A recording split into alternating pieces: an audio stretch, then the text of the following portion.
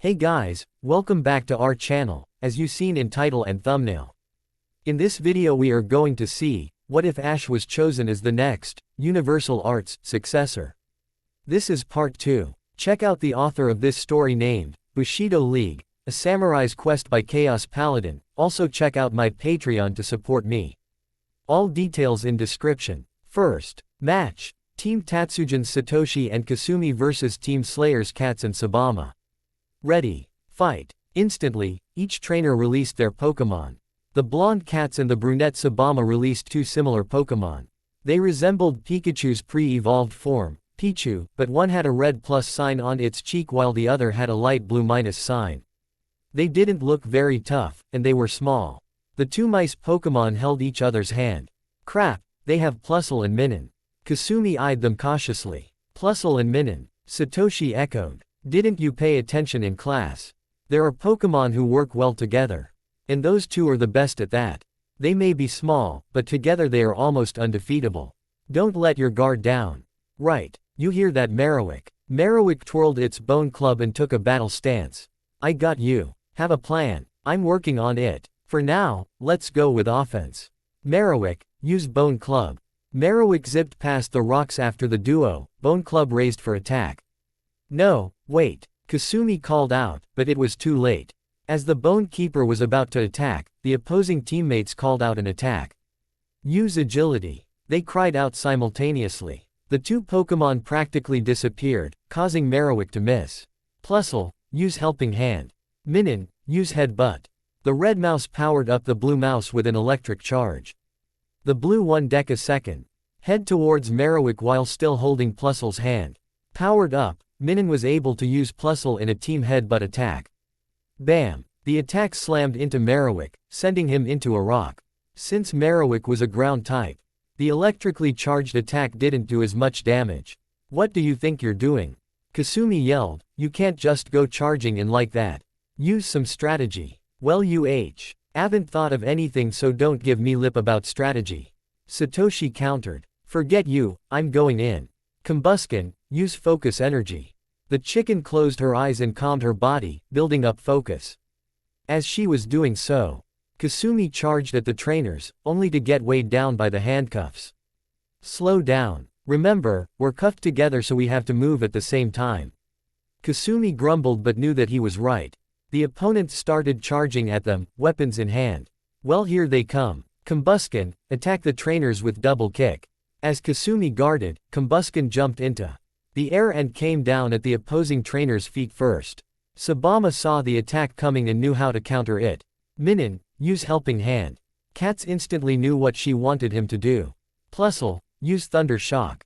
As Minun powered Plusle up, Plusle used Minun's help to unleash a devastating electrical attack that shocked Combuskin in mid-air, stopping the attack. Cats attacked Satoshi with a quick swipe with his ninja blade. But Satoshi managed to deflect it with his samurai sword. That action however yanked Kasumi, throwing her off balance. Sabama used this to her advantage and kicked Kasumi in the stomach. Pow! Kasumi doubled over in pain, but accidentally yanked Satoshi because of the handcuffs. Cats saw this and swiftly attacked Satoshi with multiple light strokes. Satoshi was hurt, but able to bounce back the sword after a few hits. He did it with one hand, as to not throw off Kasumi again, but his strength was cut in half. Marowak ran towards them quickly, his bone club held at his side. Marowak, use Bonemerang. Satoshi called out. Marowak's bone club flew like a boomerang towards the attacking humans. Plusle, use helping hand. Cats called out. Plusle did as told and charged up Minun. Minun, use substitute. Have it use headbutt on Marowak's bone club and send it back. The powered-up Minun released a carbon copy of itself and Plusle. The copies head-butted the attack, causing it to spin towards Marowak. Marowak caught it just before it could hurt him. As soon as he caught it, the real Plusle and Minun were in his face. Plusle, use Leer. Minun, use tackle. The red mouse flashed a frightening gaze at Marowak, lowering his defense. In a quick instant, the blue mouse rammed headfirst into Marowak's stomach. The Leer made the attack do more damage than normal. Marowak lost his breath for a moment, vulnerable to more attacks. Combuskin, use Ember on those Pokémon. Kasumi called out while blocking Sabama's attacks. Combusken was about to too. RCH Plusle and Minin with a fire attack when their copies both tackled the chicken, interrupting the attack. Sabama, go low. Katz called out. Using her long katana, Sabama leaned in and performed a low-cutting slash. Satoshi and Kasumi both jumped to avoid the attack on instinct, but fell for their trap. Katz leapt over the knelt Sabama and kicked them both, sending them flying. Kasumi and Satoshi fell on the sandy dirt, injured. Curses, these guys really know how to work together. Satoshi grimaced. Kasumi was equally frustrated. Their attacks were timed so well, and they worked together, flowing in one slick motion. Satoshi noted how the Pokémon and their trainers are always holding hands. Whenever a Pokémon would attack them, the Pokémon would charge their partner up and double the efficiency of one attack. But since they shared each other's power, they didn't lose much stamina whatsoever. The trainers were equally flawless in their teamwork.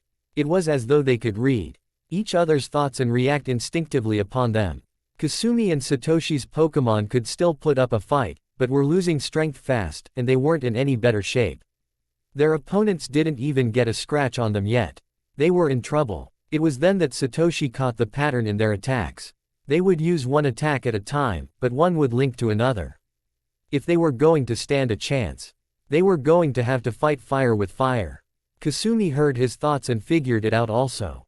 A plan in mind, they mirrored each other's stance and held each other's hand, standing back to each other.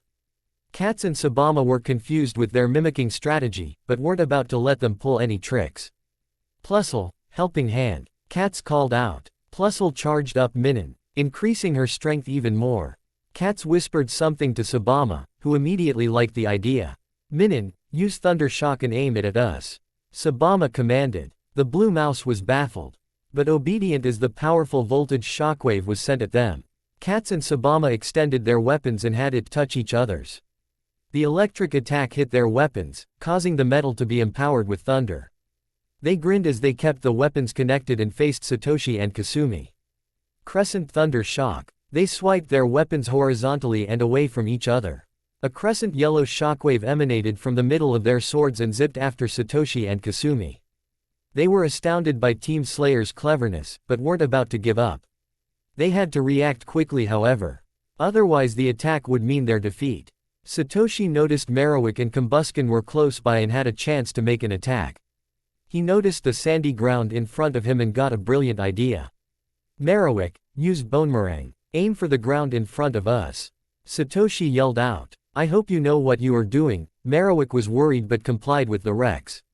T as it flung its bone attack at the sand. Satoshi hoped that Kasumi would know what to do. He thought of the plan on instinct, so Kasumi couldn't have heard it. He could only hope. Kasumi quickly called out an attack. Combusken, use Ember and aim at the sand in front of us. Satoshi smirked when she said that. She caught on. As the bone club slammed into the ground, the sand exploded in mid-air, the flame attack swept through the sand, heating it up intensely. Katz and Sabama grinned when the attack was about to strike them, only to gasp in horror. The attack was reflected. It shot back and struck Team Slayer head-on, injuring them badly. Their bodies were charred from the high voltage and slightly paralyzed. When they glanced back at Team Tatsujin, their jaws dropped in surprise. There was a mirror wall erected from the ground. The secondary problem with the mirror was that it was a bright and sunny day, and the sun just happened to be in the front side of the mirror. They had to shield their eyes from the blinding light. Using this to their advantage, Satoshi and Kasumi leapt over the mirror wall and dashed at their opponents. At the same time, Katz and Sabama jumped back and deflected some of their attacks. Satoshi took the sword in this free hand and made a horizontal slash. It missed, but in mid-slash, Kasumi rolled over his back and kicked Katz in the face. Sabama was about to slash her when Satoshi yanked Kasumi back with the handcuff, saving her just in time. Satoshi held onto the handcuff chain and swung Kasumi, knocking the opponents back a few feet. Sabama made a downward slice. But Kasumi and Satoshi used their chain to block and tie up the blade, temporarily immobilize her. Pow! They kicked the enemy teammates at the same time, knocking the wind out of them. They collapsed on the ground, breathing heavily. Sabama and Katz glanced over to see their Pokémon already knocked out, Marowak and Combusken standing over them victoriously. Defeated, Katz and Sabama stood up weakly. Well, you got us. You win, nice teamwork. Katz complimented, extending his hand. Satoshi accepted the handshake. You guys nearly had us, but it was your example of teamwork that helped us out in the end. Quote. Hayabusa raised his hand, a red flag in it. The first match is over. The winner is Team Tatsujin's Satoshi and Kasumi. He announced. The crowd, who had watched the battle intently, applauded both teams on such great battling skill. The officials ran and unlocked the handcuffs, setting them free. Kasumi and Satoshi leapt in the air with glee, embracing Aya. See each other out of sheer happiness of being free. Realizing what they were doing, they soon shot away from each other, blushing. We got through the first match. You were great out there. I knew it would be a good idea to have you as my partner. Satoshi smiled warmly. Kasumi looked away, turning slightly pink in the cheeks. Well, you weren't that bad either, she admitted. I suppose I could say the same about you. Satoshi feigned surprise. What is this? You're giving me a compliment. I guess nothing really is impossible.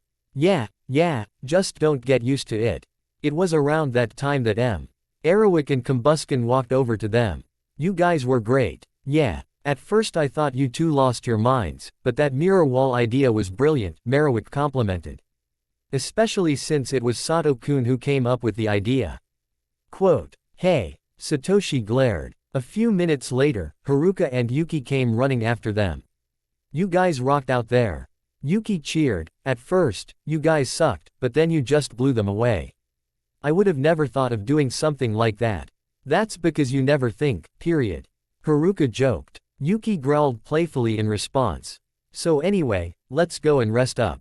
Hayabusa-sensei is going to finish up the rounds, so we can walk around for a bit. They was about to leave when Yuki gave Kasumi and Satoshi an odd glance. Say, the battle's over, so why are you two still holding hands? What? They snatched their hands away as if they had touched fire, red from embarrassment. Anyway, we still got some time to kill before we're up next. Let's see how Team Tenchi is doing. Satoshi led the way. They arrived a few minutes later at the water field, just missing Team Tenchi's stunning victory. As the name implied, the field was mainly water, except for a few patches of land. The team duo Hiroshi and Furuora noticed Satoshi and others and called out to them. Hey you guys, Hiroshi said, how did your match go? Satoshi gave him the thumbs up. Great. We won. Sweet. Hiroshi gave him the high five. We have some time to rest for the time being, so we're going to walk around for a bit. Wanna join us? Satoshi shrugged. Sure, why not? With that, Team Tenchi and Team Tatsujin joined up and went to see the other battles. As they came across another arena, they noticed a fierce battle between Team Asuka and Team Zeji. The two teams cool. D recognized Kenta and Marina on the opposite teams, but not their partners. A blue-haired man was handcuffed to Kenta while a dark red-haired woman was cuffed to Marina. The battle was reaching its climax. Zangoose, use quick attack. The blue-haired man called out. The red and white cat ferret Pokémon ran at the opposing Pokémon with its claws prepped for attack. Its opponent was a lone black snake with long, sharp fangs and just as sharp tail. Seviper, dodge it then use poison tail. The red-haired woman commanded. Seviper slithered past the Zangoose's claw and slashed it with its tail, injuring it. The Zangoose managed to slash it as it countered the attack. The string of attacks caused both Pokémon to faint shortly after, leaving the trainers by themselves. The respective trainers called their fainted Pokémon while they closed the distance between them and commenced battling. The teamwork they possessed was incredible as they linked each other's attacks one by one. Kojiro-kun, go low. Kenta said. Kojiro made a powerful low sweep kick, making the girls jump. Kenta prepared a horizontal strike with his sword. In mid-air, Marina deflected the attack and called out an action to her partner. Musashi-chan, follow up with a jump kick. Both girls jump kicked the boys, pushing them back a few feet. Kenta and Kojiro quickly recovered and dashed back at them. Kenta-kun, let's do our coup de grace. Kojiro said. Kenta nodded in agreement and prepared himself. Kojiro gripped the chain and spun Kenta, spinning faster and faster. When their speed peaked, he flung Kenta at the girls. The chain lifted Kojiro as they both flew at their opponents with blinding speed. Kenta held his sword for the final attack as Kojiro tightened his fist. Marina sheathed her sword and narrowed her eyes, focusing all her remaining strength in the attack. Musashi took on a battle stance and clenched her fist. Slash! Kenta and Kojiro landed on the other side as both teams stood stock still. The crowd was silent, the only sound being the ominous wind that passed by. A few dramatic moments later, both teams fainted simultaneously. A judge raised both flags. A double knockout, he called. The crowd went wild, cheering and applauding loudly. Officials passed by Satoshi and the others as they went to take off their handcuffs and revive them. When they were revived, Marina and Kenta shook each other's hands. But their teammates were long gone, not wanting to do any such thing. Satoshi and Hiroshi brought their team over and greeted them. "Hey, that was some great battling." Satoshi complimented. "Thanks. Who are you guys?" Kenta asked. "Don't you remember me? I'm the guy you saw on Monday." Yuki reminded. "And I know you, Marina-san." Haruka pointed out. It took the two a minute to recognize them. "It's you guys," they exclaimed. "You guys must be Team Tenchi and Team Tatsujin. You guys are awesome," Marina praised. Takeshi wasted no time in talking to Marina. "And you, my pretty, are quite beautiful." He grinned sneakily. A mic tugged on his ear, dragging him away. "And you are getting on my nerves." Hiroshi noticed the looks Takeshi was getting inside. "Don't ask." "Anyway," Haruka continued, "I noticed that those guys on your team seem like enemies. What's that about?" Marina and Kenta scratched their heads. Kenta answered first. "Well, it kinda goes quite a ways back. You see, Kojiro-kun and Kozaburo-kun's parents are from a wealthy organization, and Marina's teammates Musashi-san and Yamatram a competing company. The two companies had been rivals for years. And their parents instilled the idea that anyone that was from the other company is evil, and it turned out to be like this. What about you and Marina-san? Aren't you two supposed to be enemies as well?"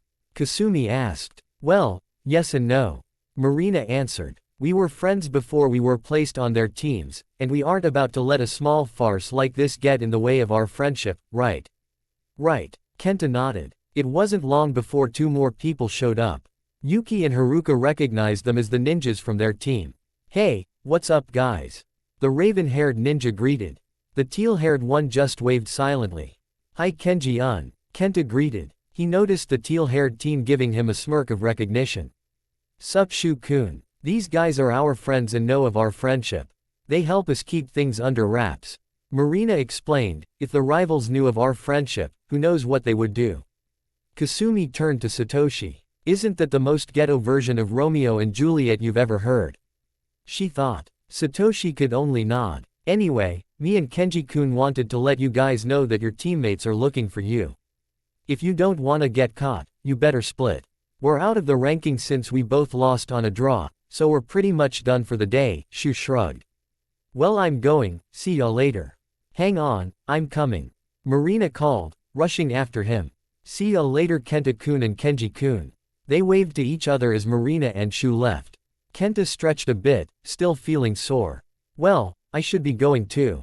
Take it easy you guys." And with that, Kenta and Kenji left the two teams and back to their own. Soon after, Hayabusa made an announcement about the next round of matches. They were the following pairings. Match 1, Team Tatsujin vs Team Rocket. Match 2, Team Tenchi vs Team Striker. Looks like our next match is up. Good luck. Satoshi waved, going to their next destination. When they arrived, they found that XT field was the same water field that Hiroshi's team fought on. Satoshi groaned when he realized who they were fighting. "Aw man, I can't believe we have to fight them again. If we look on the bright side, we've beaten them before. And we can do it again." Haruka was pumped up for battle, flames of determination burning in her eyes. Her teammates back up slightly. "Well, seems like someone is in the spirit of things," Kasumi mused. "I'm guessing that it's you and Yuki-kun who are up next, right?" "Yep," they nodded. "Do you two know what Pokemon you are going to use?" Satoshi asked. They both went into deep contemplation for a minute, pondering their choices. "I think I'll go with Vosh-kun in this one. He always pulled through for me in these kinds of fields," Yuki decided. "And I think I'll go with Fiona-chan. Since Kiza-chan is vulnerable in this environment," Haruka concluded. Satoshi and Kasumi gave them confused glances. Oh yeah, you guys don't know. Pokémon actually have real names. Really? Satoshi beamed. Pikachu nodded. That's right. Pikachu is a classification, not a real name for us. What's your real name then? I've forgotten it, but everyone calls me Reijeki. He answered. Reijeki-kun, very nice. I like it. Satoshi smiled widely. He released Marowak, who gave him a curious glance. Hey Marowak, what's your real name? The Marowak held his chin. It's been so long since I've used it. I'm Zol. I wonder. Kasumi took out her Pokeballs and released Combusken and Croconaw. Hey you guys, could you tell me your real names? Sure. They nodded. I'm Baiken. And Croconaw here is Mikado-chan.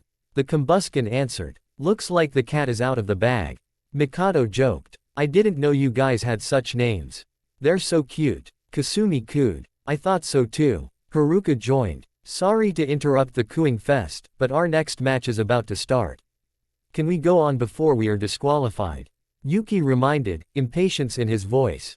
Right. Haruka took out her Pokeball. Ready when you are. Yuki nodded. Wish us luck you guys. We will. Satoshi said. Go get them. Yuki and Haruka left to go to the water field. When they arrived, they saw the other members of Team Rocket. The mage and fighter. After getting cuffed together they stepped into the ring. Before stepping on the water, Haruka stopped Yuki. How do you walk on water again? It's easy. All you need to do is control the flow of chakra within your body and send the flow to the soles of your feet. It will reflect the buoyancy of the water and allow you to stay afloat. Remember when we did the same thing in class a while ago? Just do it here. Yuki stepped on the water first. His feet landed on the water, but didn't sink. Haruka took a deep breath and did what he told her. Being a magician was helpful, considering that it taught her how to control her energy.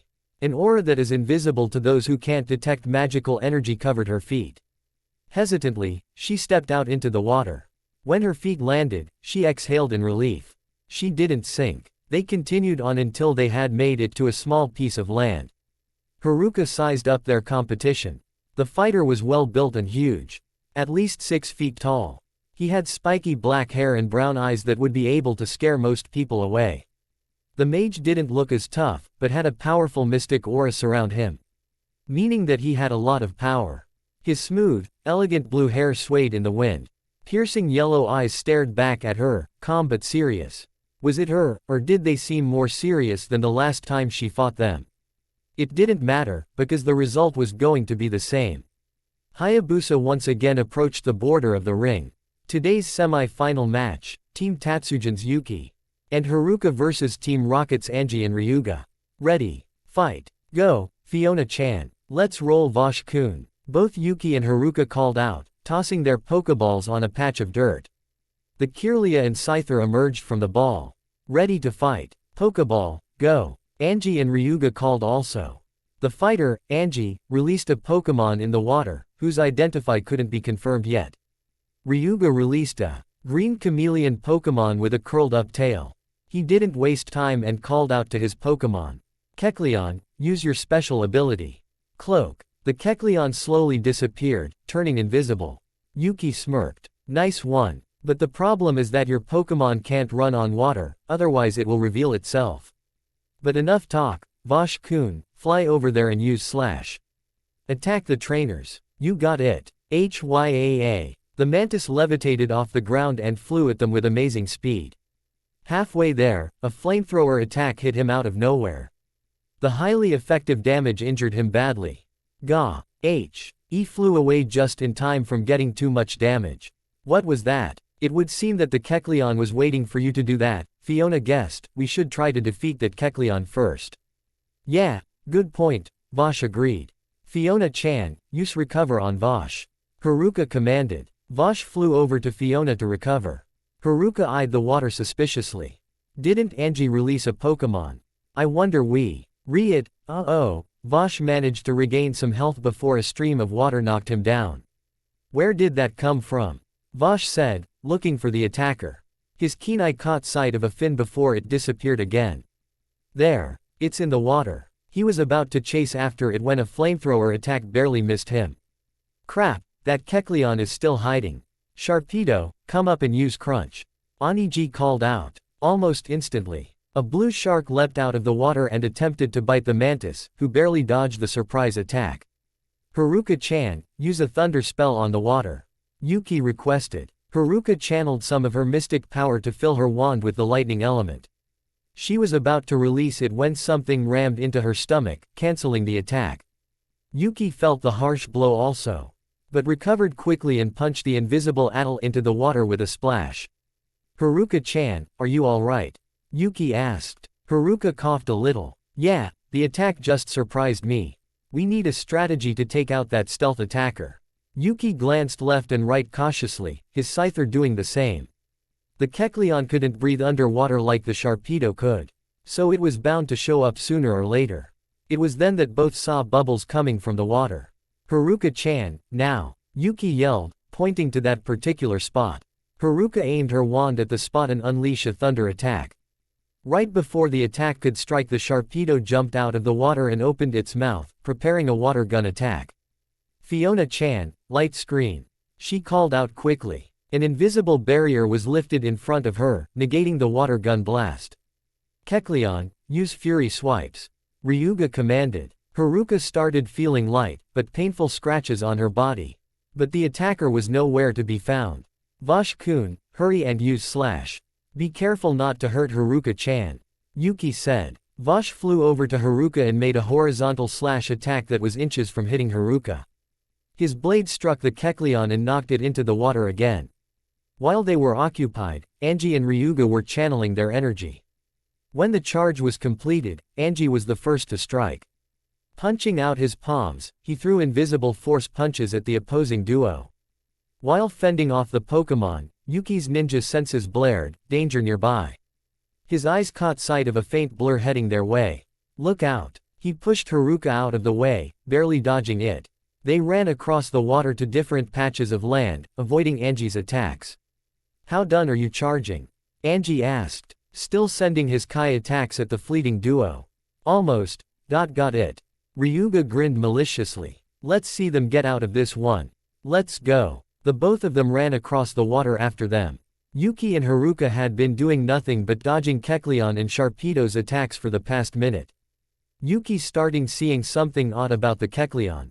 No matter how much he damaged it, it always seemed to come back unharmed, and from out of nowhere too. The Sharpedo was equally annoying, coming out the water on and off. Vash and Fiona were able to assist them, but the situation was getting out of hand quick. Wait a minute, Yuki narrowed his eyes at the Kecleon. If Vash had been hitting him and he never got injured, then that means, I got it. Vash-kun, stand in the middle of the water and use sword dance. Spin like a tornado. Right. The scyther ran across the water until he was in the middle of the large arena. He closed his eyes and extended his scythes. In a graceful motion, he started to spin in a circle faster and faster until the water he stood on turned into a typhoon. The mini typhoon got higher and higher. Now stop, Yuki commanded. In that instant, Vash stopped spinning, causing the cyclone to transform into a tsunami, enveloping the area in water for a short period. Yuki took that time to find what he was looking for. There. Vash-kun, go over there and use your slash attack. Hurry. He pointed. Vash saw what he was pointing to and grinned. Gotcha, you little pest. Vash quickly zipped across the water and slashed the Kecleon directly. The chameleon fell back, down for the count. Haruka was surprised. How did you know? It was easy once you saw through the illusion. While the Kecleon was invisible, it just kept using substitute and made its copies attack us. The Sharpedo was not only a diversion, but a carrier so that the invisible Kecleons would remain hidden as they attacked us. The problem with substitute was that it drains your health after each use, weakening it. Yuki explained. Brilliant deduction, but it's too late. Ryuga was almost in front of him, his palm raised. Fiona instantly recognized what he was about to do and decided to intervene. Oh no, you don't. Fiona used her psychic powers to form a barrier over them, bouncing Ryuga and Angie back. Ryuga glared at her menacingly, his eyes glowing bright red. Blast you. You're next. Ryuga led Angie towards her. She tried to lift another barrier, but Angie broke through it in one attack. She didn't have a chance to use her psychic power against him. His hand flash opened in front of her. Anubis curse. A dark light flash in his palm. Fiona's eyes widened. It was one of the hardest spells to perform, but the person inflicted would be in a considerable amount of pain and misery for a long period of time. It even had the potential to kill someone if they were weak enough to succumb to it. When the attack was unleashed, Vosh appeared out of nowhere, defending her from the blast with his body. Vosh-kun, she cried out. The force of the blast knocked the scyther in the water. Without any hesitation, Fiona dove in after him. Fiona-chan, Haruka yelled. She was about to go after her when Yuki pulled her back. You can't go in. You won't survive as long as they can. Yuki clammed when he saw her worried expression. Look, don't worry. I'm sure Fiona-chan's got it covered. Let's just take care of these guys first, he said a little softer. She settled down, but was still worried. Okay. Angie raised his eyebrow at Ryuga. What was that about, Ryu-kun? We're supposed to paralyze them, not curse them to death. Ryuga stared at his hands, shocked and confused. I don't know. Saito taught me how to use that attack, but I couldn't control myself when I cast it. What happened? Hey, Haruka interrupted, getting their attention. What's the big idea using such an attack? You're not supposed to kill, remember? She snapped. A minor miscalculation in spell usage. But that's beside the point. Get ready to lose. Aqua Lance. The spellcaster created spears out of water and tossed it at Haruka. Fire Blade. A large flaming sword appeared around her and slashed at the watery lance, canceling each other out and creating steam. Sharpedo, use headbutt. Angie commanded. The shark leapt out of the water and lunged at Haruka. Yuki managed to kick the oversized shark. But because of its rough skin special ability, Yuki got hurt as well. The Destiny Bond spell was still in place and Haruka felt his pain. Haruka-chan, we have to attack them head-on. If we don't do something quick, we'll lose, Yuki groaned in pain. The constant barrage of attacks were wearing them both out, and with them being linked, it doubled their problems. Angie and Ryuga hadn't been injured in the slightest. The Team Tatsujin duo were not only out of Pokemon, but injured as well, and Angie's Sharpedo was still out there.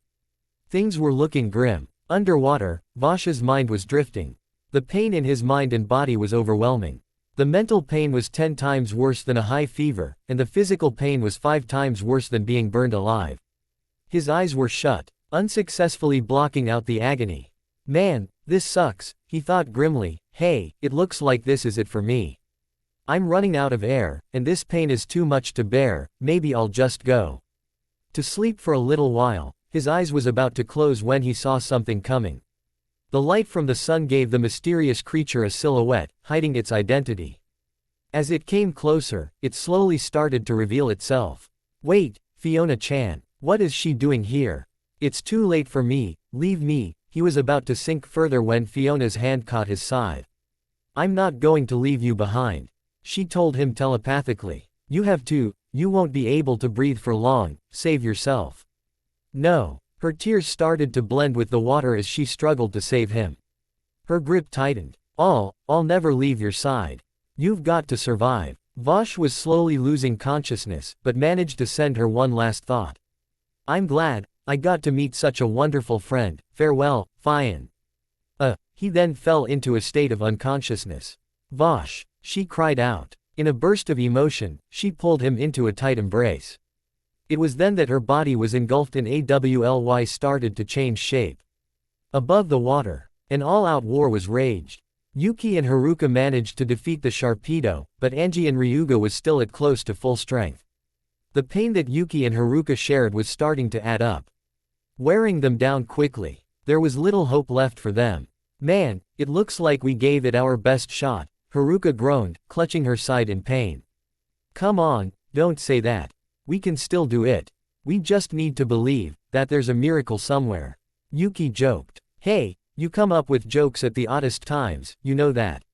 She couldn't help but smirk. Yuki smiled weakly. What can I say? I'm just that kind of guy. Well, you too, it's been fun, but it's time to say goodbye to the tournament. Ryuga raised his hand and was about to attack when a bright light emanated from the water. What on Gadia is that?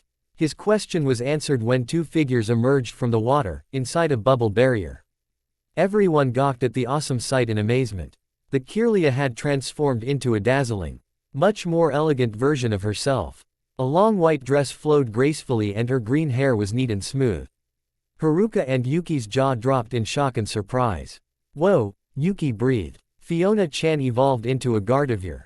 Fiona-chan. Vash-kun, you two are all right. Haruka cheered. Fiona's attention, however, was directed to the ones who caused Vash's turmoil. Sheer hatred doesn't scratch the surface of how she felt about those two. They were frightened by her murderous glare, but felt they could stand something of a chance. Don't think you can beat us just because you had evolved. Eat this. Ryuga tossed an ice spear at her, only to have it shatter to pieces. What? No way. Let me try. Angie shot a few Kai shots from his hand, but they dissipated before they could get close to her. Damn it, she's too strong. This is what you get for hurting my friends. She growled menacingly. As she lifted one of her hands, Team Rocket was immobilized by an unknown force, unable to move an inch. With the flick of her wrist, she tossed them along the water into a mass of land. Slam. Arg. Angie and Ryuga were slammed into a heap of dirt and rock. Shi Li FTED them up with her power and slammed them of the ground repeatedly. After a few slams, small balls of light started to gather in her hand. When her charging was complete, she unleashed a massive hyper beam blast at them. The land that they stood on dissolved as the beam struck them. The attack was so powerful that steam from the water enveloped the battlefield. When some of the smoke disappeared, Angie and Ryuga were found unconscious. Wasting no time, Hayabusa announced the victor. And the winners of the semi-final match, Team Tatsujin's Yuki and Haruka. The crowd applauded for a job well done. The Gardevoir floated next to Haruka and Yuki as she gently dropped the unconscious Mantis on the ground. Fiona-chan, you're all right. Haruka ran and hugged her new Gardevoir tightly, much to Yuki's slight discomfort because of the chain. After the embrace, it was Yuki's turn to go over to the fallen Vash. Hey Vash-kun, are you awake? Vash stirred, but didn't wake up. He is unconscious at the moment. The curse attack really did a number on him. He should be fine once we take him to the healing bay. Fiona explained. After the cuffs were released, Vash was recalled in his Pokeball as they both went to the center. Kasumi and Satoshi followed them soon after. Back with Angie and Ryuga, Hayabusa walked over to them and knelt down. Ryu-kun, where did you learn such an attack? Yuga regained some consciousness and stared at the sensei. It was Saito-sensei. All he told me was that doing the chant would bring us victory. I didn't think it would do that though. Ryuga fainted. The medical team picked up the two boys and took them to the medical center. Hayabusa held his chin in thought. Saito. Is something the matter, Hayabusa-kun? Another voice spoke. Mathasu-kun. Did you notice that too? Mathasu nodded. Yeah, looks like he's at it again. But he's never gone as low as to use his personal students to pull a stunt like that. What do you think of this? Think. He might pull another one like last time. I hope not, he nearly destroyed the entire school back then. Hayabusa glanced at him, not to change the subject or anything, but when the arsonists were interrogated. They said that they only painted the samurai dojo, not destroyed it. The psychics claimed that they were telling the truth. Tell me, did he have something to do with it? Yes, that boy tried to kill me again. He was trying harder than usual. You know, this is rather risky of you. If you're not careful, he could take you down for good. Allow me to help you like we did in the old days, Lieutenant. Surge. Mathasu chuckled. I haven't gone by that name in years. So tell me, how's your wife doing? Mathasu gave him an odd glance. You really have a way of staying on topic. But yes, my wife is doing fine. She senses a disturbance in the near future. She's been transferring those images to our favorite samurai. You know you have to tell him about that sooner or later. He probably thinks it's just an annoying dream. I wouldn't blame him though. Yes, I know, I'll tell him what he needs to know after the competition. Speaking of which, Team Tatsujin hasn't been doing too bad. I saw their matches earlier. Hayabusa nodded. Yes, they're highly resourceful. They are so much like them. You mean the elementals of legend? Yeah, well I better get going, the other match is probably done by now. Later, Lieutenant. Hayabusa walked off to see the other semi-final match. Mathasu left also, pondering how he was going to tell Satoshi the news. In the medical room, Vash was taken inside the Operation Room for extraction of the curse and healing. Soon enough, Team Tenchi followed and saw them. What happened? Hiroshi asked. A curse was placed on him. A particularly strong one at that. Haruka answered solemnly. Man, Takeshi grimaced. Curses shouldn't be this bad, right? Normally, the effects aren't that powerful. But the one that guy used was something else. It completely devastated him. I'm sorry to hear that. But anyway, how did your match go, Hiroshi-kun? Satoshi asked, changing the subject. We won, and from what I've heard, you won too. That means we go against each other in the finals. Sounds good. We got about an hour to prepare, so we're just going to hang out here for a short bit and recover. Wanna join? Thanks, but I'm just going to get ready for the finals. I'll see you later. Hiroshi and his team bid farewell as they left them inside the waiting room. Fiona was still out of her Pokeball and gazed forlornly at the red sign that indicated that the extraction of the curse was in progress. Poor Fiona-chan, Haruka thought despairingly. She didn't catch Yuki's scrutinizing glare. He stood up and walked through the automatic doors. Curious, Haruka followed him. Haruka followed Yuki, but kept her distance. It lasted over 10 minutes until he stopped dead in his tracks. They were in a secluded spot with plenty of trees. When, he spoke suddenly, his tone darker than normal. When were you going to tell me that you were probing my thoughts? Haruka gasped, but couldn't say anything. I'm guessing that you never were going to tell me, were you? I was, but. No buts. He spat sharply. It's true that we are friends, and it is true that we tell each other things, but going through my head without my permission was wrong. People have secrets, Haruka. Secrets that cannot be known by anyone, just like the secret of your hidden stash of belongings inside your bed, or the very pages of your diary. I've never told you that. That's when her eyes widened. Correct. You were too busy going into my head that you didn't even realize that I was going through yours. You thought that I was so dumb and naive that I wouldn't notice someone prying in my head. I managed to play it off with confusion, distracting you. You forget, we take so I gain the skills of a ninja and also that of a mage. I purposely leaked thoughts into your mind in order to throw you off. When I tasted the orange juice, I could feel the mystic spell go inside me, but I couldn't tell at first. It wasn't until you reacted to my thoughts that I figured it out. Haruka stared at him in shock. He was smarter than she took him for. But now she felt 100 times worse than earlier. She dropped on her knees and stared at the ground in shame. I'm sorry. Yuki wasn't convinced. Are you truly sorry? Or are you just saying that to get me on my good side? I'm truly sorry, for everything. You were always such a good friend to me, but my selfishness got the best of me, and I couldn't help it. I wasn't even trying to probe you at first, but the opportunity came up and I took it. I realized too late that what I did was wrong. Quote. I know there is no real way to gain your forgiveness. But I am willing to repent. So, go on. Go on, what? Go ahead and read my mind. He raised an eyebrow. He wasn't expecting that. Read your mind. But wouldn't that? It doesn't matter. I went into your mind selfishly and without permission, so it's only fair that you get to see what's in my mind. So go on. She closed her eyes and lowered her defenses, allowing him entry to her thoughts. He was tempted to do such, but he had a better idea. He turned around and walked up to her. As he knelt in front of her, he placed one of his hands on her shoulder, and the other gently held her chin, tilting it up. When he gazed intently into her teary sapphire orbs, his eyes and expression softened. Actually, Haruka, you're not as selfish as you would like to believe. She averted her gaze. Yes, I am. Look at me. His voice was stern, but soft. He guided her chin in his direction. Listen, I was able to tell what thought you were scanning and how far you were going. It surprised me when you stopped suddenly and left. It was then that I discovered that you went inside your room and closed the door. Even with the door closed, I could still hear you and your thoughts. He started to stroke her cheek with his thumb. I was pleasantly surprised with what I heard. I never thought that anyone would cry for me like you did. You weren't scanning my mind for yourself back there. You were doing it for me. No matter how you look at it, it doesn't make you selfish. He started to lean in slowly, closing the distance. It just proves what you really are, an angel. In that moment, their lips met. But it was her who made the advance. I wonder where Yuki-kun and Haruka-chan are, Satoshi pondered. Kasumi and Fiona sat patiently in their seats, waiting for any word on Vash's condition.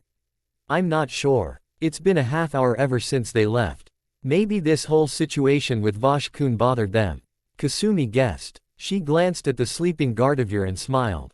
Fiona must have worried herself to sleep. It was understandable, being that Vash was struck by such a vicious attack. That one fact troubled her. That was not an attack that the instructors here taught, especially since it was one of the forbidden techniques. How is it that they learned such an attack? It wasn't long before the red light above the door went off. Fiona awoke to the sound of the doctor's footsteps. The man was dressed in a long white lab coat and wore glasses. Immediately, Fiona came up to the doctor and attacked him with a barrage of questions. Unfortunately, he didn't receive the Pokesync. So all of her babbling only led to more confusion. Down girl, the doctor said, trying to calm her down. Kasumi gently pushed Fiona aside. Sorry about that, she's just worried about her friend. How is he? He'll be perfectly fine. It took a while, but the curse was lifted. You all can see him now if you want. Just go down the hall and make a left at the second door. Thank you, Kasu. Mi bowed in respect before leading Satoshi and Fiona to Vash. When they arrived, they saw the Scyther was bandaged up, but fine. He looked up at them and smirked. Hey guys. He greeted. Hey yourself. Satoshi replied. They came inside and stood around Vash. How do you feel? I feel fine. That attack was a pain in the blade though. Vash noted Fiona's silence. Hey Fiona-chan, thanks for saving me back there. I would have been 6 feet under if it wasn't for you. Well, 20 feet under to be exact.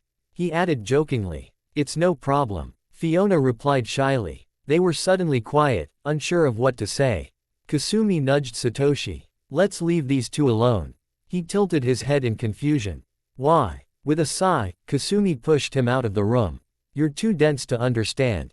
She closed the door behind them, leaving them be. As they made it back to the waiting room, they saw Haruka and Yuki come through the door, but something was different. Haruka had a guilty expression on her face while Yuki seemed disappointed. Though he didn't make it obvious. Haruka-chan, Yuki-kun. You're back. Satoshi came over to them. He didn't feel comfortable asking what happened to them yet, seeing that they were uncomfortable being near each other. What could have happened between them since the last half hour? He glanced at Kasumi, who was worried as well. Hey, Haruka greeted back, sounding distracted. Her mind was all over the place, not really paying attention. The tension was thick. Sensing this, Satoshi tried to break the tension. By the way Yuki-kun, Vash-kun is doing better.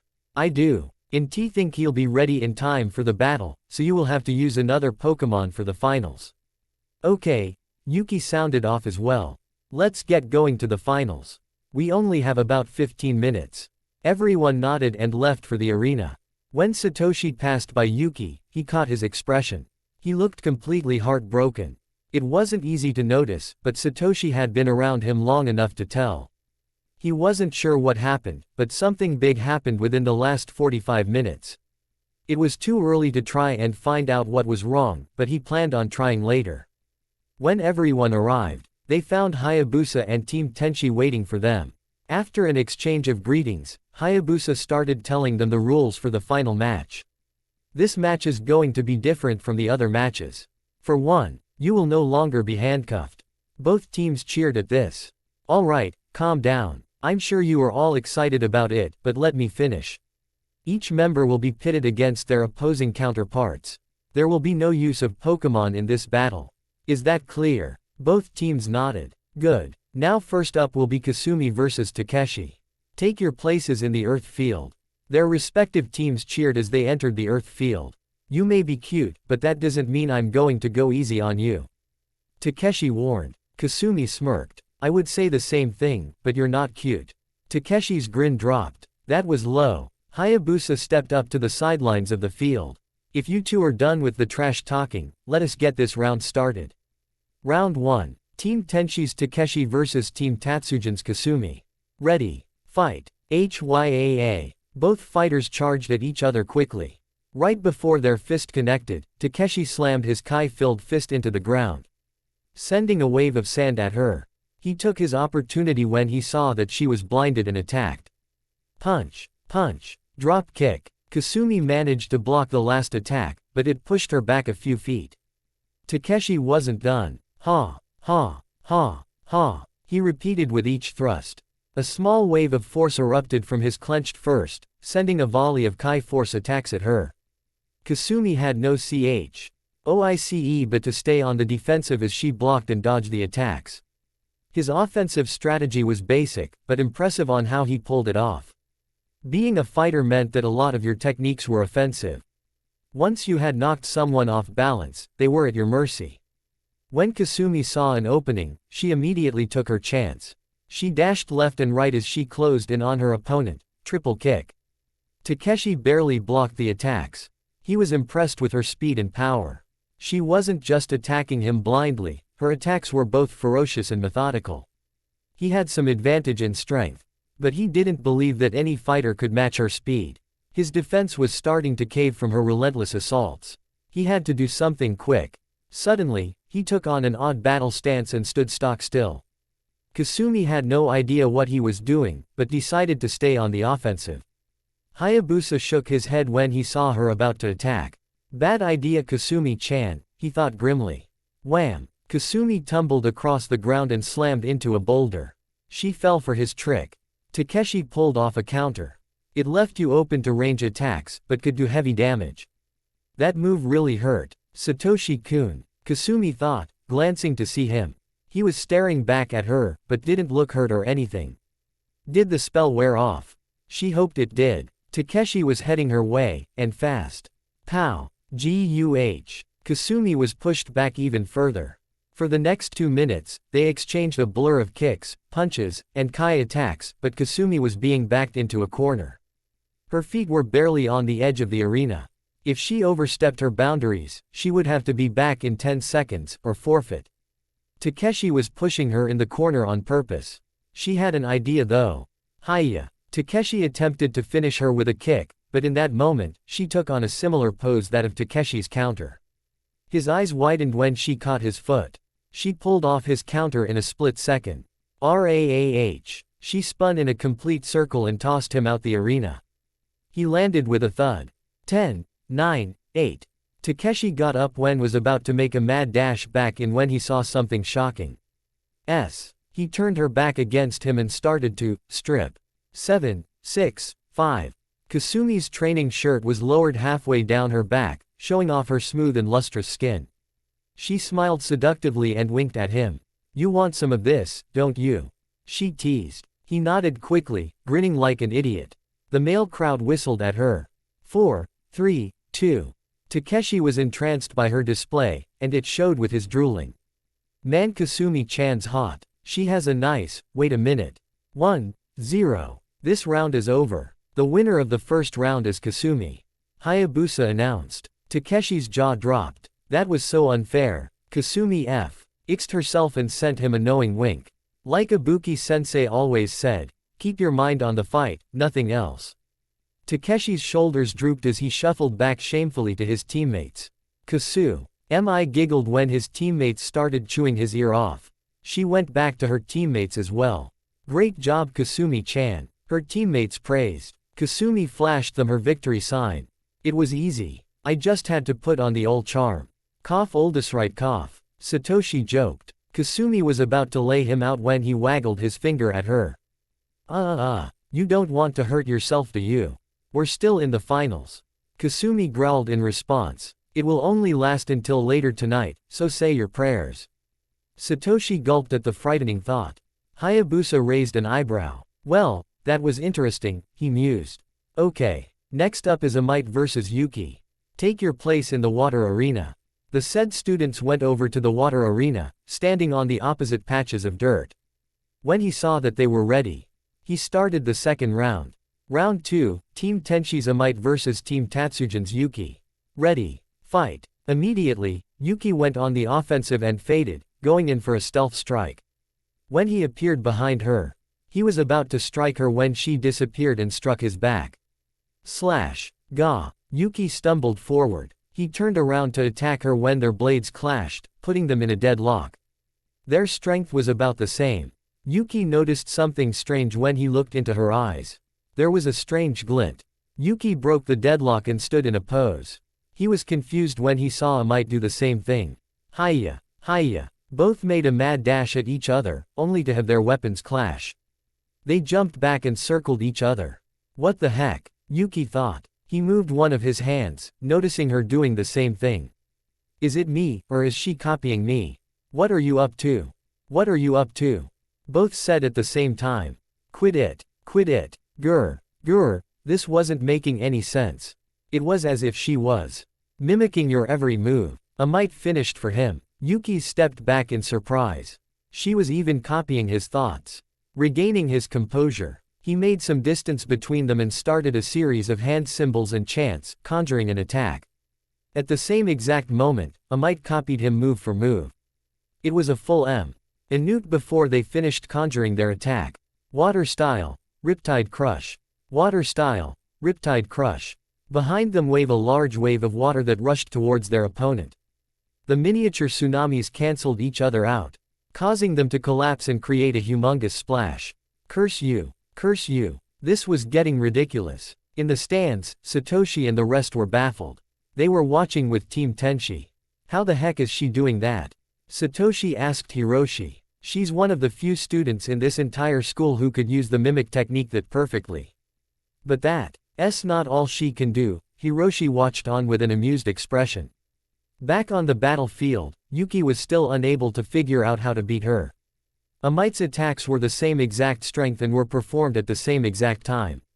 Any attack he would use on her would cancel out. That was when he thought of a plan. He could use an electrical attack to shock the water. It might knock them both out, but at least it would stop her attacks. He was about to perform his attack when a pair of hands grabbed his ankles from underwater. He was about to get his feet loose when another pair of hands locked his arms from behind. What? His eyes widened. Amite made replicas of herself, but when? That was when he remembered earlier. During the deadlock, he caught a glint in her eyes. It must have been her mimic technique. It was a really hard move to pull off since you had to catch a glimpse of your opponent's eyes, thereby enabling her to copy his movements. But what he really missed was what she did at that exact moment. She made a duplicate of herself and had it fight him while she went underwater. She must have also predicted that he would use a water technique, because that was when she created two more duplicates underwater and had one grab his feet and the other restrain his arms, leaving him defenseless.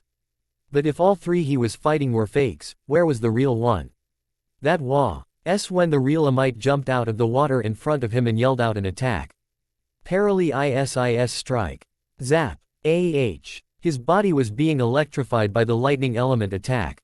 Combing the fact that he was wet increased its power and paralyzed all the muscles in his body. All of the Amite clones disappeared. Yuki was about to sink in the water when she carried him to borderline of the arena and carefully laid him on the floor. Nice try, Snowy-kun. Amite giggled. Hayabusa started the countdown, even though it was obvious who won. 10, 9, 8, 7, 6, 5, 4, 3, 2, 1, 0. This round is over. The winner of round 2 is Team Tenshi's Amite. The crowd roared with applause. Satoshi and everyone else ran over to Yuki. Sorry guys, I messed up, Yuki apologized.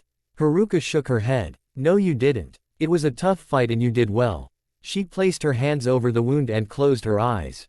Cure, a small blue wave emanated from her hands onto his wounds, healing it. Satoshi narrowed his eyes suspiciously. That's strange. He could have easily countered that finisher, but he didn't. Why is he so distracted? He noted the serious look on Haruka's face. Come to think of it, Haruka-chan seems off as well. So you noticed too? Kasumi inquired. Yeah, I think we should talk to W. I'll talk to Yuki-kun about it while you talk to Haruka-chan.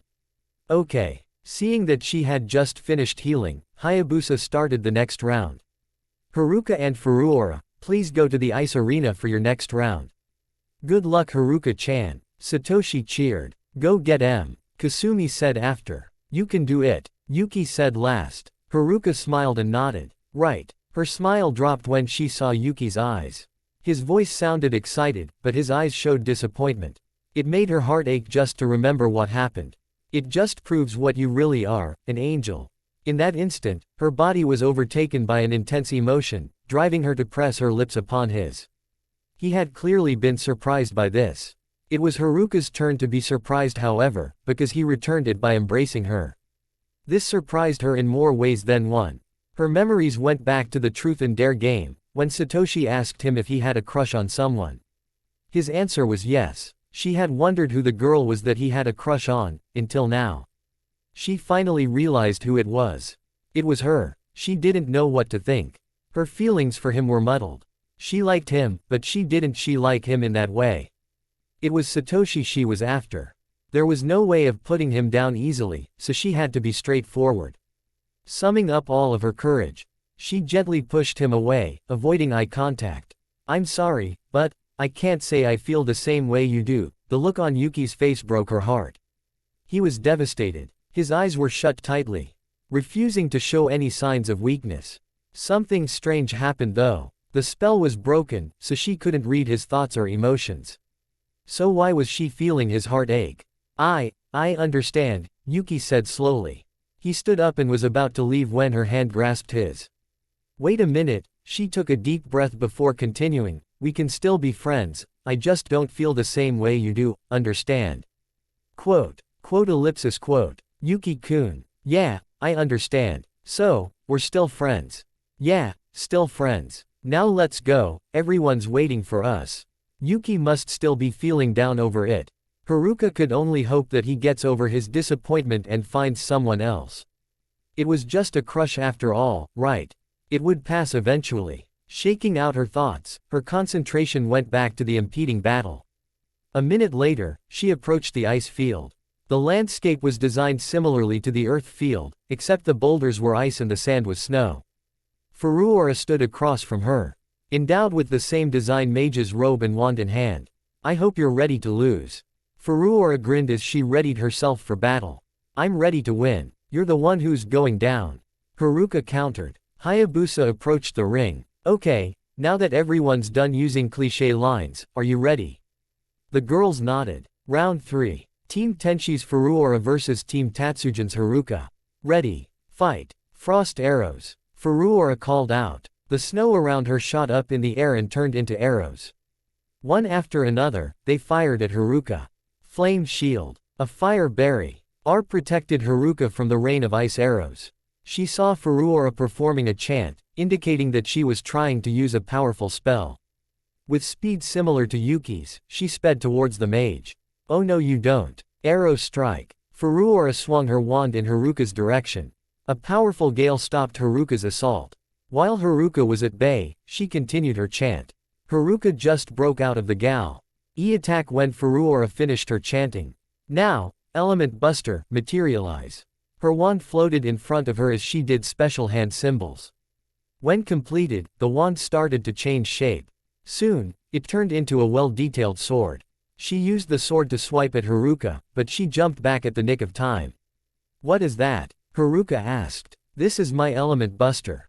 I made it myself. T.S. is my quick and easy way to combine physical damage with magical damage, and with Hiroshi-kun's training I'm as good as any samurai." She stepped back and took on an offensive pose. "Look out, because here I come.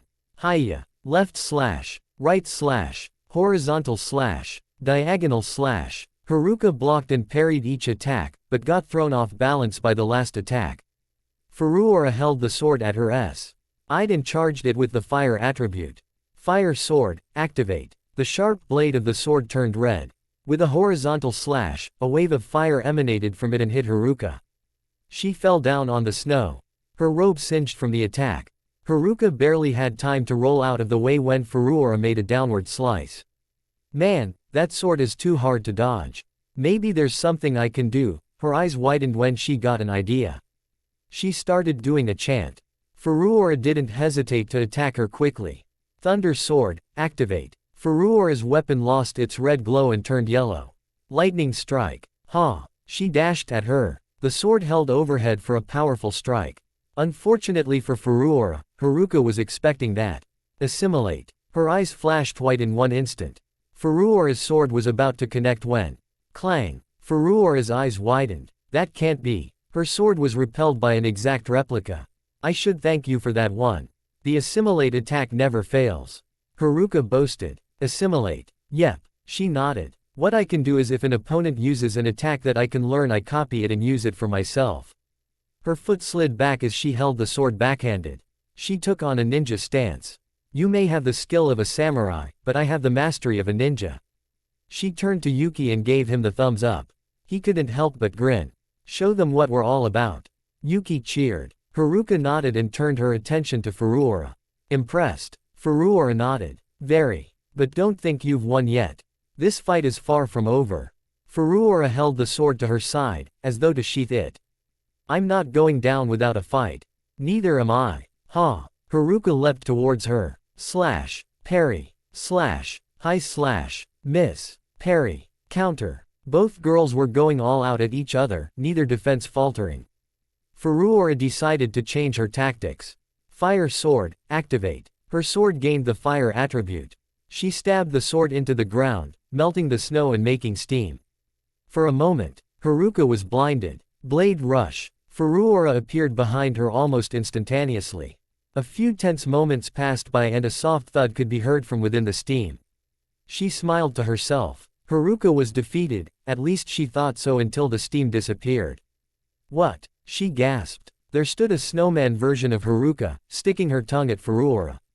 Quickly, Ra whirled around and blocked the oncoming attack from above. Clang. Gah. The attack was so strong that it threw Furuura off balance. Haruka charged at her while she was caught off guard. Slash. Furuura received moderate damage, but bounced back in a counter. Slash. Back flip kick. Haruka got hit by both attacks, sending her flying. In mid-air, she recovered and performed a quick chant. Arrow strike. Furuura took a guard position, but soon realized that she wasn't her target. Haruka was targeting herself. The powerful gust propelled her towards Furuura for a coup de grace. Furuura saw this coming and only had one chance for victory. Hia. Slash. Their speed was so incredible that it all happened in the blink of an eye. They both stood stock still, their backs facing against each other. The crowd got silent. Even Hayabusa wasn't sure who was going to emerge victorious. After a few intense moments, both girls collapsed simultaneously. This round is a draw, Hayabusa announced. The crowd applauded loudly, cheering them for a good battle. Satoshi and Hiroshi picked up their respective teammates. Haruka's eyes fluttered open. How did I do? She asked weakly. You did great. This next match determines the winner of the tournament, and it's thanks to all you guys. Satoshi praised. Haruka smiled at the compliment. Thanks, that means a lot. I'm sorry, but is it Al? Right if I sighs closed before she could finish. Hey Kasumi-chan, here's someone that falls asleep faster than you. Satoshi joked. What are you? Oh, that. She ended flatly. You're never going to let me live that down, are you?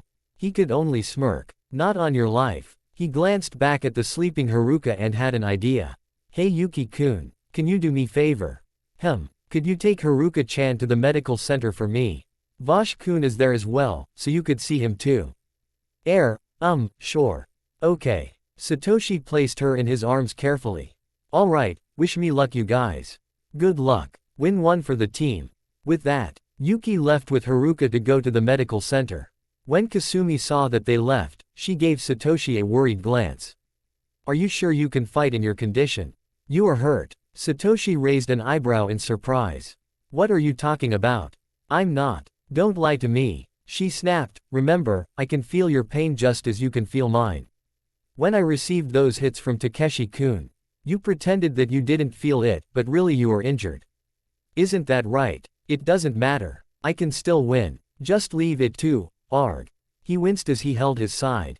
I'm used to this kind of pain from my training, but you on the other hand can't handle this level of injury in a fight. Don't worry about it. Besides, it's not like there's anything I can do about it. He shrugged. Actually, there is still one way. Kasumi reddened at the thought. Satoshi though, didn't catch her thoughts clearly. What are you talking ab? MMPH. His sentence was cut short by Kasumi's lips. It lasted for a few seconds before she broke it. What was that about? He asked, blushing madly. That was mainly because I didn't fulfill my dare from the game last night. Anyway, I would never hear the end of it if you lost because of my injuries, so don't take it seriously. She tossed him a frightening glare, clenching her fist. But if you so happen to tell anyone I did that, or lose this duel, I'll castrate you with my bare hands. Satoshi started to sweat fiercely. That was no idle threat. Shakily, he gave her the thumbs up. Sure. Whatever you say. He ran away as fast as he could, fueled by fear. When he left, she felt her lips. They were still tingling, and worse of all, she wouldn't stop smiling. Well, at least no one else saw that. No one saw what? A familiar voice inquired. Kasumi nearly jumped out of her skin. Sakura Nichan, what are you doing here? Oh, nothing. Sakura waved off. I just came to see my little sister win her matches. Tan-chan and Ayame-chan went to get some snacks. Kasumi glanced left and right, making sure no one was around. You didn't see anything a second ago, did you? She whispered. No, saw what? She asked. Kasumi sighed in relief. If you're talking about making out with your boyfriend, I did see that. Kasumi blushed fiercely. He isn't my boyfriend. Yeah, I know. Sakura couldn't stop giggling. The look on her sister's face was priceless. Kasumi waved frantically. It isn't what you think. It's all because Haruka used the destiny bond spell on you by accident. Kasumi's jaw dropped in shock. Does everyone know about it or something? She asked incredulously. Actually, that just reminded me of a situation I've been through once before. That actually happened to you. Well, that's not important. Come with us while we watch your boyfriend win this round. The glare Kasumi gave her was menacing. I already told you he wasn't my boyfriend. Just kidding. And don't worry, this will be just between us. Sakura winked. It better be. The two girls made their way to the stands. Satoshi sighed as he gained some distance. His yellow ally grinned mischievously. So, did she French ya? Reijeki joked. No. Satoshi reddened fiercely. Sato-kun and Ka-chan sitting in a tree. Kissing. Shut up. Satoshi growled. The Pikachu leapt onto his shoulder. Oh come on. You know you liked it. Hey. Well, a little bit. Busted. Sato-kun has a crush. Sato-kun has a crush. He sang loudly. Satoshi clamped his mouth shut. Quit it. It's not like that. Yow. Satoshi's pulled his hand back quickly. You didn't have to bite me. You didn't have to put it over my mouth. Reijeki retorted, glaring. You wouldn't shut up about me and Kasumi-chan. That's because you know you like her. Do not. Do too. Do not. Do too. Do not. Do not. Do too. Reijeki fell off his shoulder, laughing. Hey. Tajiri Satoshi, please report to the nature arena for your final bout. Hayabusa announced loudly. Well, it's time for my match. Wish me luck, Reijeki-kun. They flashed their good luck victory sign before Reijeki left to find Kasumi. When Satoshi arrived at the nature arena, he saw Hiroshi across from him. The nature arena, as the name implied, consisted of low-cut grass and very few trees. This is it. One of us is going to win this tournament, and it's going to be me. Hiroshi declared, drawing his sword. We may be good friends, but here, we are rivals. Satoshi drew his katana as well. Everyone watched intently as the two leaders were about to duel. Final round, Team Tenshi's Hiroshi vs Team Tatsujin's Satoshi. Ready, fight. Yaaa. The two team leaders charged at each other. Elsewhere, Yuki had just taken Haruka to the medical center. When he entered Vasha's room, he smiled at the sight. Fiona's head was resting against Vasha's side as his claw held her gently. They were both sound asleep. Sadly, this only reminded him of the pain he felt earlier. Haruka had rejected his affections. He had finally realized that he truly loved her, only to have his hopes decimated. As he laid her in the bed next to Vasha's, he started brooding over his lost. I should have known it wasn't meant to be. She has truly fallen for Satoshi-kun. Yuki gazed at his hands. What does he have that I don't? Where did I go wrong? He sat on the floor, his eyes cast downward. Droplets of tears stained the hospital floor. If she is gone, what reason is there for me to live? Plenty. A voice spoke up. Yuki turned to see who it was.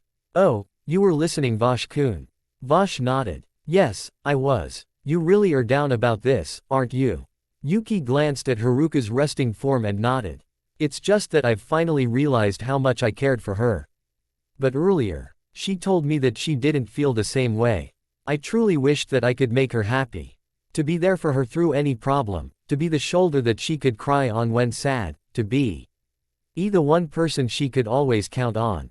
Vash continued to listen to him. He had heard him talking about something of this nature before, but this was deeper than any conversation he had with him. It's funny though. When I first met her, I didn't think much about it. I was a thief who was trying to get food to live. After the shadow raid incident, I was left all alone.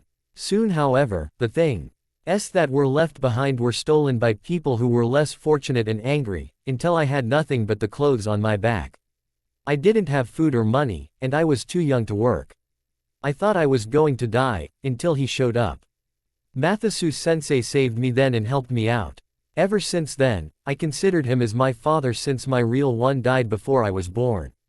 He wasn't able to take me in his home since he had very little money for him and his wife, so he set me up for the orphanage. Months passed by and no one wanted to adopt me, so I escaped. I took refuge in my old home and trained myself. I had no choice but to steal food and materials in order to stay in school and live. Back then, I tried to make friends, I really tried. But whenever anyone saw my house, they were either scared of me, tried to pry in my life, or ridiculed me. I was beaten up repeatedly by people who I failed to steal from. Hey, I was a joke to everyone then. But, then I met her. He glanced back at Haruka and smiled softly. Being the thief that I was, I tried to steal her lunch, only to get the snot beaten out of me for it. Younger than me was faster, especially a mage. She was the only person I couldn't successfully steal from. And I vowed from then on that I would not stop until I successfully stolen from her. Many months passed without a successful attempt until one day, I managed to steal a pencil case from her. As strange as it sounds, it didn't feel like a victory. It didn't have that accomplished feeling. I returned it to her house by the end of the day and convinced myself that it was only practice. I remember that there were times when she was having trouble or she was feeling down. He held his hand over his heart and closed his eyes. I felt something here that day. It was small, but it compelled me to help her. Just seeing her smile always made my day, especially when I was the reason for it. Something frightening happened though. It was the one day that she was being abused by her sisters. The grip that I had on my curse was broken after years of containment. Curse? Vash asked. Yuki nodded. One of my siblings had a curse that they were bound to. I had a brother and a sister who were also cursed. Mine, however, was no ordinary curse. Because it was released, I nearly killed her sisters. But then, something amazing happened. Haruka-chan was able to stop me. I didn't think it was possible. I managed to return to my normal self in time and regain control. When I tried to speak to her afterwards, she was too afraid of me. I felt devastated by that very fact. I never told anyone this. But I attempted suicide later that day. Vash stared at him wide-eyed. Are you serious? He gasped. Yuki nodded. Yes, but I was unsuccessful. I didn't know why I couldn't do it. I've tried plenty of times before, but I was never able to pull it off. However, she came to me later on and embraced me affectionately. Yuki held his shoulders, feeling warm by the memory.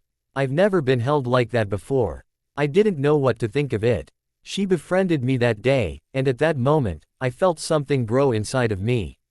I now know that it was the feeling of having a crush. I couldn't bring myself to get her out of my mind. She was the main reason I smiled every day.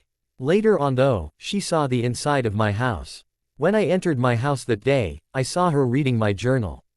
Reacting quickly, I knocked her unconscious, hoping she didn't learn too much. I'm not sure how, but she figured it out and confronted me. She cried that day, for me. She genuinely cared for me, as a friend. His ruby eyes sparkled with admiration, feeling warmer than before. That one feeling in my heart skyrocketed to new, unforeseen heights. It was true love. I couldn't believe it at first. I tried to convince myself that it wasn't true. I found out the truth yesterday after that conversion we had. I thought for sure that she had felt the same way that I did for her. Today, she proved me wrong. She wanted Satoshi-kun, not me. She never wanted me. He clenched his eyes tightly, but failed to hold back the tears that littered the floor. Moments later, he felt a warm presence around him. When he opened his eyes, he was surprised. Makura-kun, Riku-kun, Vash-kun. His Pokémon gathered close to him, holding him warmly. We didn't know that you had such a past, you should have said something sooner, Riku said. It may seem like you are lonely sometimes, but you will always have us around. Vash said. It's true. You can always count on us to be by your side, no matter what. Makura assured him. You guys, more tears fell as Yuki held them lovingly. Thanks for everything. You're the best. His Pokémon cried with him, but their tears were out of joy, knowing that they would be together forever. Fiona watched them together from the side, tears of happiness falling down her eyes as well. They were truly a family. Unbeknownst to them, Mathisu stood by the doorway, smiling warmly. That's right, Yuki-kun. You are never alone. Remember that in the near future, you will need to. He walked off silently. Back on the battlefield, Satoshi was in a fierce battle with Hiroshi. They were evenly matched. Aerial Special, Dive Bomber. Satoshi leapt in the air and performed a somersault before spiraling down at his opponent. Hiroshi sheathed his blade and took a step back. Hidden Blade Style Attack, Arrow Pierce. Hiroshi slashed at him with his blade, sending an invisible force attack at him. Satoshi maneuvered over the wind attack and charged at him with his blade raised. Clang! Hiroshi blocked the attack and pushed him back. When Satoshi landed, he jumped from tree to tree, pushing himself off them and after him. Predicting his strategy, Hiroshi did the same. They collided multiple times in mid-air, neither touching the ground at any point. Hiroshi's foot was about to land on the tree when it fell apart. Satoshi had cut it previously, luring him into a trap. Dragonic Hyper Slash. Satoshi attacked him with 10 light strokes and followed it up with a forward flip kick, sending him straight down. Hiroshi recovered and jumped out of way before Satoshi could finish him. Reversal Strike. Slash. Gah. Satoshi was knocked back and off balance. Hiya. Hiroshi dashed towards him to finish him off. Clang. A sword twirled in the air and stabbed into the earth. It was Satoshi's blade, and he was currently defenseless. Nice one, he growled. This was bad. Playtime's over. Prepare to lose, Satoshi-kun. Ha. Hiroshi sheathed his blade and ran at him. Satoshi was left with only one option. He performed a rolling kick at him. Hiroshi was confused since he was a few feet short of actually hitting him, but that was when he was surprised. Saw. Tashi's shoe flew off his feet and at him. He swiftly unsheathed his blade and knocked the shoe out of the way. HMPH. Is that all you? He was cut short by something wrapping around his sword. It was his belt. Kya. Satoshi yanked his belt hard, forcing Hiroshi to discard his blade. The blade flew over to where Satoshi's sword was. They were both weaponless, but could still fight just as good. Very clever. You used your shoe to make me take out my sword, and then used your belt to make me discard it. Not bad. Hiroshi complimented. I had to. You're too good of an opponent to use cliché tactics. With that, Satoshi and Hiroshi ran at each other. Left hook. Backhand spin. Rolling kick. Dodge. Block. Duck. Uppercut. Spin kick. Dodge. Counter. Guard. Jump kick. Grapple toss. Wah. Hiroshi was tossed in the air, but recovered in midair and used a tree to recoil and bounce back at him with a jump kick. Satoshi dodged it and tried to punch him, only to have him block it and follow up with a counter punch. Pow! Satoshi was knocked back. Hiroshi didn't give him time to recover. Punch. Leaping uppercut. Mid-air kick. Satoshi was knocked across the air and landed roughly on the ground. Hiroshi got more aggressive as he ran across the field to attack him. Satoshi got up and ran at him. When they met in the center, Hiroshi tried to punch him, but his fist landed on a log that appeared out of nowhere. Crap, a ninja decoy. Hiroshi glanced over to see him running after the swords. He performed a quick chant. Frost arrows. Ice arrows materialize in the air and were tossed at Satoshi. The raven-haired samurai was about to grab his sword when a fleet of frozen arrows negated the action, forcing him to jump away. That stunt enabled Hiroshi to catch up with him and go for the blade. Both samurais grabbed their respective blades and jumped back, panting heavily. After getting a short second wind, they both ran up adjacent trees, slashing at each other. When they made it to the top, they stood on thin, wavering branches as they attacked each other fiercely, combing samurai and fighter techniques. Snap! Suddenly, the two branches broke, but the two didn't stop attacking as they fell down the tall tree. When they landed, they jumped away from each other. The both of them had been fighting for over 15 minutes, and it was taking a toll on their bodies. They had only one shish. OT left before they were out of strength. Well, I've got Tothi opponent. I don't think I've ever fought so hard in my life. Satoshi complimented. That means a lot coming from you. But one thing is for certain. Someone is about to lose. They both grinned and took on a battle stance. And that person is you. They shouted simultaneously. They tossed their swords in the air and ran at each other. With a battle cry, they leapt towards each other and grabbed the swords as they were about to strike. Slash! They both landed on the ground, with their blades in hand and knelt on the ground. The tension was intense. Someone had won the battle. Hiroshi smirked knowingly. Good job. Looks like you got me. Hiroshi fell to the ground. The match is over. The winners of this match and the tournament are Team Tatsujin. A loud cry resounded in the stands, followed by applause. Yeah, I won. Satoshi cheered loudly. Kasumi and Reijeki ran towards him. Satoshi-kun, you did it. They screamed. All right, I won't get dismembered. Out of sheer glee, Satoshi grabbed Kasumi and danced about excitedly. Hey, chill out. Kasumi laughed. When Satoshi released, they were both dizzied from being spun around. Hey, sorry. I just got excited about winning. We can see that. Reijeki jumped on his head. That was such a super cool fight. I couldn't look away for an instant. But it's all thanks to you guys for helping out. He gave Kasumi a high five. I think she gets the picture. A voice behind them said. Oh, Hayabusa-sensei. Satoshi bowed. Congratulations. You all deserve a well-earned break. If you do this well in Friday's competition, you are ensured a chance to enter the Bushido League. Now go home and take the next day off. Hayabusa told him. Satoshi nodded and was about to go when he remembered something. Kasumi-chan, you and Reijeki-kun go ahead of me. I got to do something first. Kasumi nodded. Okay. Come on Reijeki-kun. The Pikachu scampered next to her as they went to the medical center. Satoshi looked around until he saw Hiroshi and his team. He came up and greeted them. Hey you guys. What's up champ? Takeshi replied. Oh, I need to talk to Furuura-san about something. Is it alright if I can borrow her for a short bit? Sure, but be warned, Hiroshi-kun called dibs on her. Hey, Hiroshi glared. Satoshi led Furuura to a spot where they couldn't be spied upon. Is something wrong? She asked. Satoshi had a serious expression on his face. It's about Kasumi-chan. I know I shouldn't be asking this, but I feel that I might be able to help her out if I knew her more. Do you think you can tell me what happened in her past? Like why she's always so angry? Furuura seemed very unsure about this idea. I don't know if I should. Please, I really want to help her. Satoshi pleaded. The look in his eyes told her how serious he was about it. He really did want to help her. Okay, I will tell you. It all happened over 10 years ago, during the Shadow Raid. A 6-year-old Kasumi was paralyzed with fear. Specters and other such creatures were attacking the school and killing many of the unsuspecting inhabitants. The people who could be recognized as her parents were with her. I will protect the front door. Make sure the girls are okay. Kasumi's father said. Her mother nodded. Be careful out there. I will. I plan on coming back. He grabbed his weapon and headed out the door. Kasumi tugged on her mother's dress.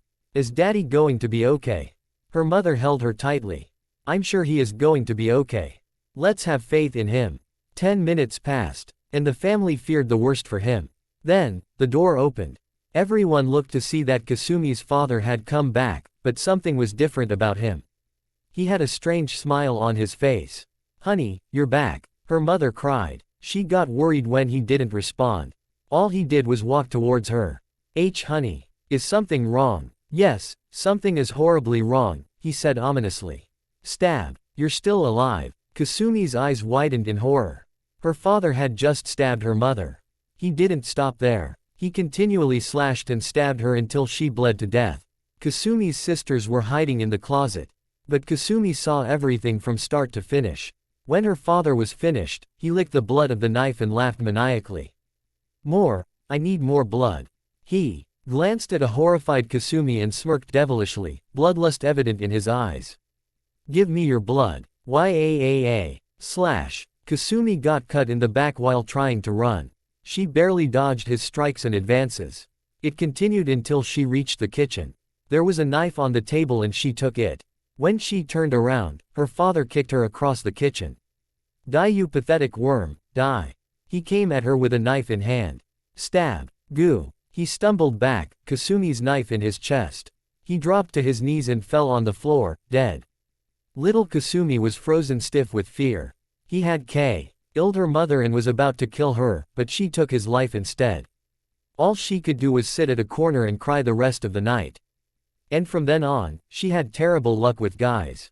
Most of them didn't care about her and treated her badly, so she just built a wall that pushed every male away from her. Furuura finished. That's horrible, Satoshi gasped. Never in his life would he They thought she went through something so traumatizing. He felt himself tear up just thinking about it. That had to be the worst thing to experience. Furuura gave him a sincere glance. She doesn't like talking about it. But maybe you can help her. His fist was clenched tightly. I will help her get through this. No one should have to go through something like that. Furuura smiled at his enthusiasm. She likes to go out to the park around midnight, so it might be best if you catch her around that time tonight. Don't say anything till then, alright? Right. Thanks for telling me, Sat. Oshi turned and left to go find his friends.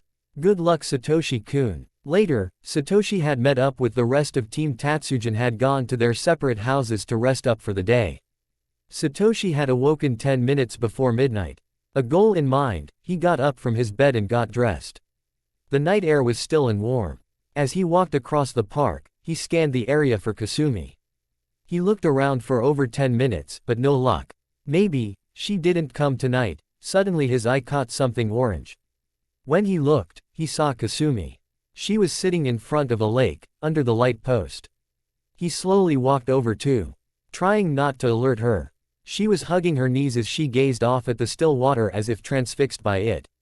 Satoshi was about to say something when she spoke up. Why did you have to go away? She said softly. Was there anything I could have done to help you back then? Or was I too weak and feeble to save you?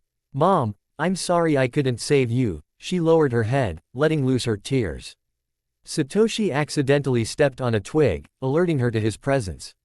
She gasped and jumped up, preparing to beat down the intruder. Satoshi-kun, what are you doing here? I just wanted to see how you were doing. He answered. She huffed in response. Yeah, right. Probably trying to play a trick on me. No, I wasn't. Satoshi shook his head. I was just checking up on you, that's all. She grunted and started to walk past him. I don't need anyone checking up on me. I am doing perfectly fine by myself. You were crying just now, he said suddenly. She stopped just as she passed him. It was nothing. Just forget it. I'm afraid that's impossible. I know what happened to you in the past, Kasumi-kun. She was surprised, but didn't show it. Don't pretend to care, Tajiri Satoshi. But I'm not pretending, he said seriously, turning to face her.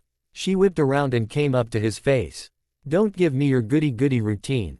What happened to me is none your business. His eyes were cast downward, his bangs covering his eyes. What, cat, got your tongue? Got nothing to say, she spat. When he looked up at her exp, the look in his eyes was so pure and honest. It suited him perfectly. She didn't like the look of his eyes in the least. It was too innocent for her taste. Silently he walked up to her until he was right in front. He didn't say anything, but just stared at her. What he did next threw her off. He embraced her. Get away. Punch. She punched him in the stomach, hard. He winced in pain, but continued to hold on. I said get lost. Punch, punch, punch, punch. She was baffled. No matter how hard she tried to push him away, he wouldn't let go. Her punches started to get weaker and weaker, until she slowed to a stop. It's okay, Satoshi coughed. You can continue if it will help. Why are you doing this? What's the point? I do this, because I can, he whispered. Because you can. Yes, I want to help those that I care about. Her eyes widened. When she looked into his eyes, she found that everything he said was not only true, but came from the heart. You care about me. She choked. Yeah, I do. He answered softly, running his fingers through her hair. It is like my brother always taught me. Family must stick together. I think of you, Haruka-chan and Yuki-kun, as not just some team, or the greatest friends I've ever had, but as a family that I will never forget about, ever." His words were so passionate that she could feel its very warmth. He genuinely cared about her. She didn't think there was anyone in the world who was like him, or would be able to take his place. The first time in many years, she was truly happy. Overcome with emotion, she hugged him tightly and silently cried in his chest. Satoshi rubbed her back gently. "That's good. Cry until your heart's content." Satoshi smiled warmly, glad that he was able to give her a gentle push in the right direction. The sores from the earlier battles started to take its toll, and those punches from Kasumi exceeded his limits. After a few moments, Kasumi felt surprisingly better. But suddenly, she felt Satoshi getting heavier. That was when she realized that he must have been very exhausted when he came out here, and those punches of hers didn't help. With a sigh, she took his arm and held him up like a crutch. Exhaustion was overtaking her, but she had a debt to pay. And she always repaid her debts. Using all of her remaining stamina, she carried the unconscious Satoshi towards his dorm. While walking, she could hear him sleep talk. "Stop it, Reijeki-kun. That's my rice ball." Kasumi giggled lightly. It would seem that he and Reijeki had their own sorts of competitions. He started speaking again. "Please be okay, Kasumi-chan." She couldn't help but smile. If he keeps worrying like that, he's going to get old really quick. She continued to trudge tirelessly across the school grounds. Meanwhile, in Satoshi's apartment, Shigeru awoke from his slumber. Unable to get back to sleep, he got up from his bed and headed towards the kitchen. After getting a drink of water, he went to check up on Satoshi in his room, only to raise an eyebrow in surprise. Kasumi and Satoshi were lying against the bed, holding onto each other for support. They were both snoring peacefully. A wicked smile was plastered on his face as he watched them. They are going to have a pleasant surprise when they wake up. Satoshi knelt on the floor, clutching a frail corpse. His eyes were blurry from his tears and the rain. He laid the body on the floor and stood up, his sword in a deadly vice grip that almost crushed the handle. He cast a deadly glare at the maniacal snow-haired man that stood across from him, flashing his smug grin. "You sick and demented creature," he growled lowly. I shall not let you get away with this. I will avenge her death, by killing you." Satoshi shot up from his bed, sweating profusely. That was a new dream.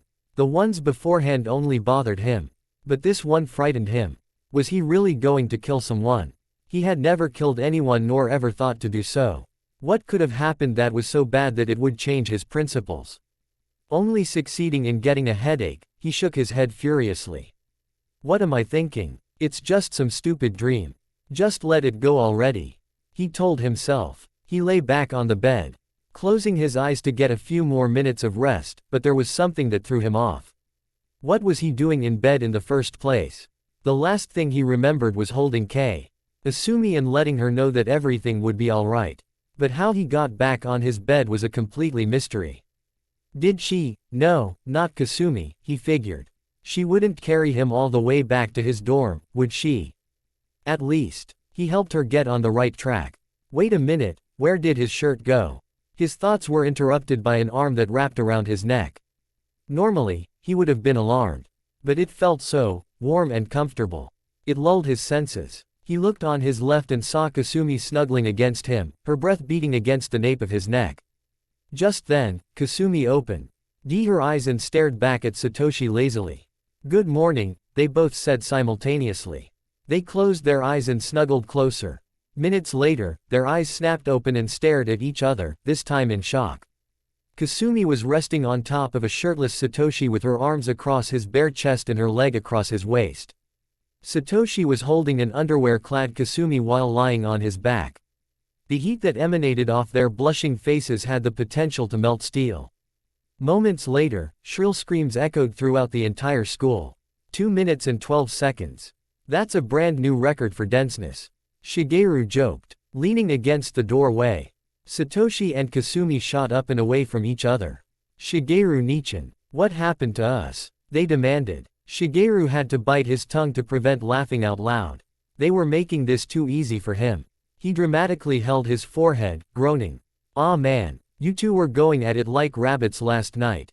I couldn't get a wink of sleep with all the noise you two were making. I mean sheesh, can't you two do that kind of thing elsewhere? Especially with the moaning and screaming, it lasted for hours. Oh, did I forget to mention that Kasumi-chan's a screamer? Kasumi narrowed her eyes at him. She caught on to his little scheme. Yeah right, I bet you just set us up like this on purpose. Shigeru held his hand over his heart, feigning shock. Why Kasumi-chan, I am shocked. What could possibly make you think such ill thoughts of me? Like for one, if we really did do it, we would be sweaty and not be wearing any clothes. Not to mention that hell would have frozen over. Shigeru shrugged, showing surrender. Hey, guilty as charged. Anyway, only an idiot would believe something so outrageous, right Satoshi-kun? No response. Satoshi-kun. When she looked at him, her jaw dropped. He was frozen stiff, wide-eyed. Satoshi fainted. I think he believed that. Talk about gullible, Shigeru mused. He backed away slowly when he saw the look on Kasumi's face. Do you mind telling me why I'm in my underwear? She growled.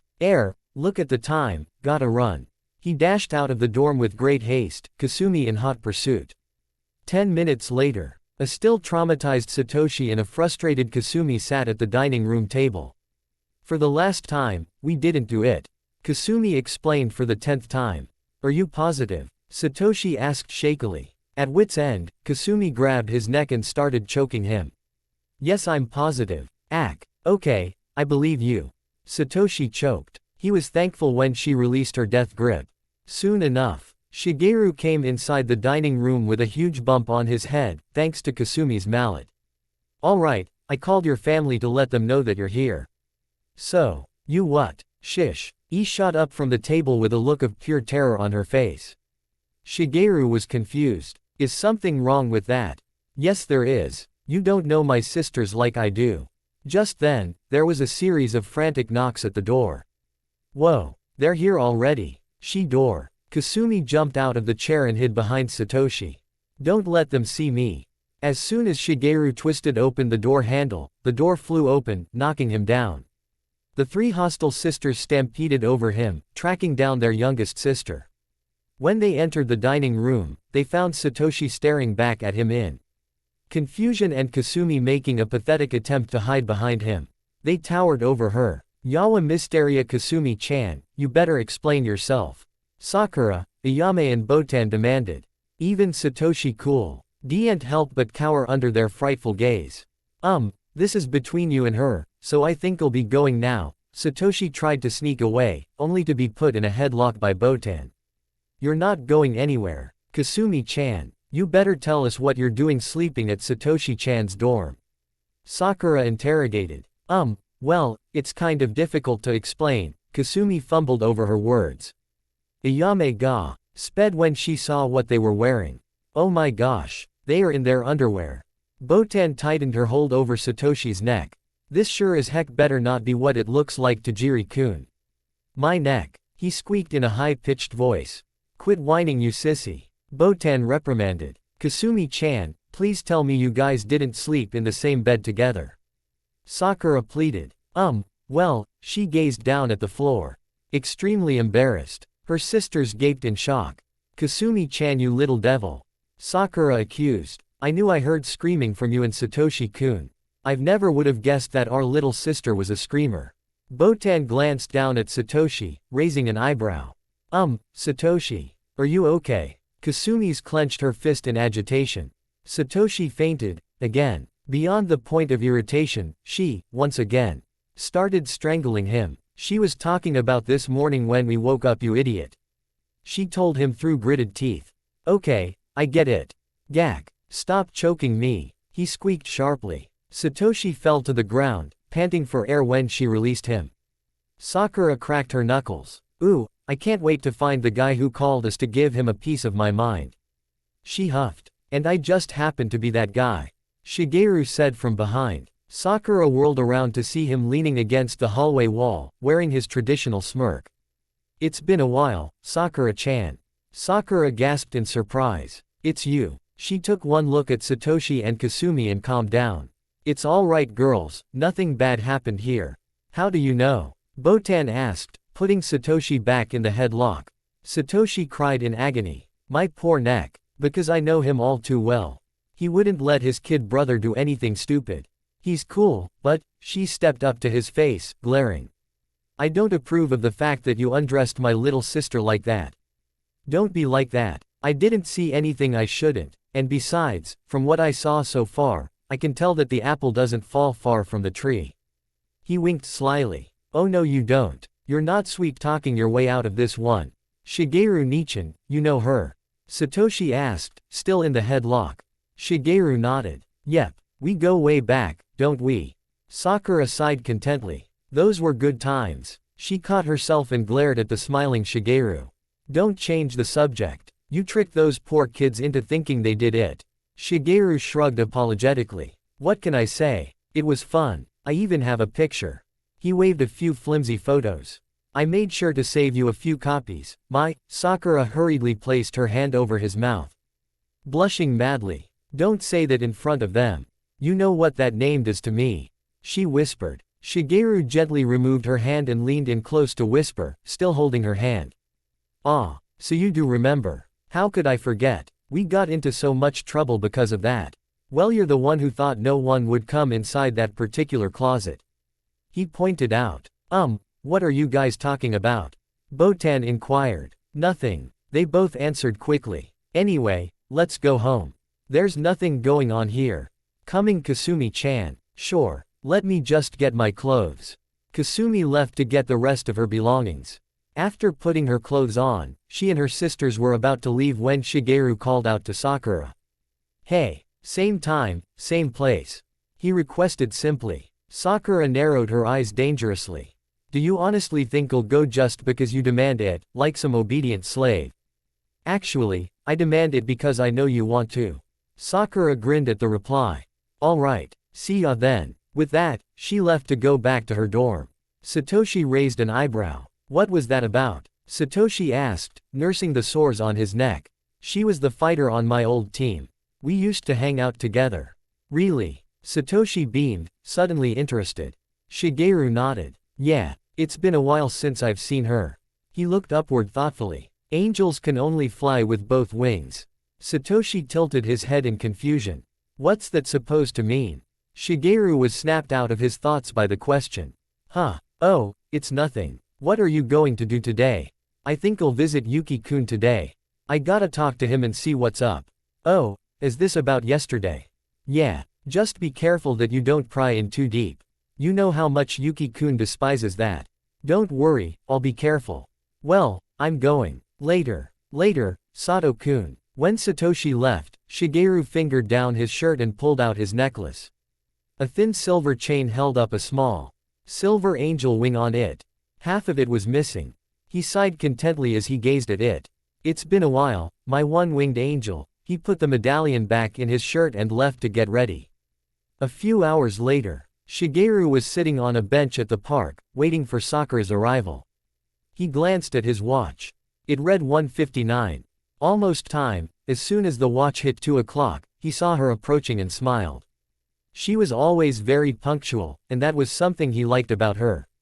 On time like always, he commented. But of course, I wouldn't hear the end of it if I was late. Sakura said. She took a seat on the bench next to him. It's been months since we've seen each other. 5 months, 3 days and 4 hours to be exact. Sakura giggled under her breath. He was definitely the same Shigeru. Calculating as always, but you forgot the minutes and seconds, which, by the way, are 20 minutes and 37 seconds. Shigeru chuckled lightly. Looks like I'm slipping. I must have caught the dense disease from Sato-kun. Quote. Sakura punched him playfully in the arm. Don't say that about your little brother. He's a good kid. He even took my sister home one time. Hey, sounds like him alright. He's definitely got heart. You really raised him well. Thanks. You did a good job with Kasumi-chan yourself, though she has your anger management issues.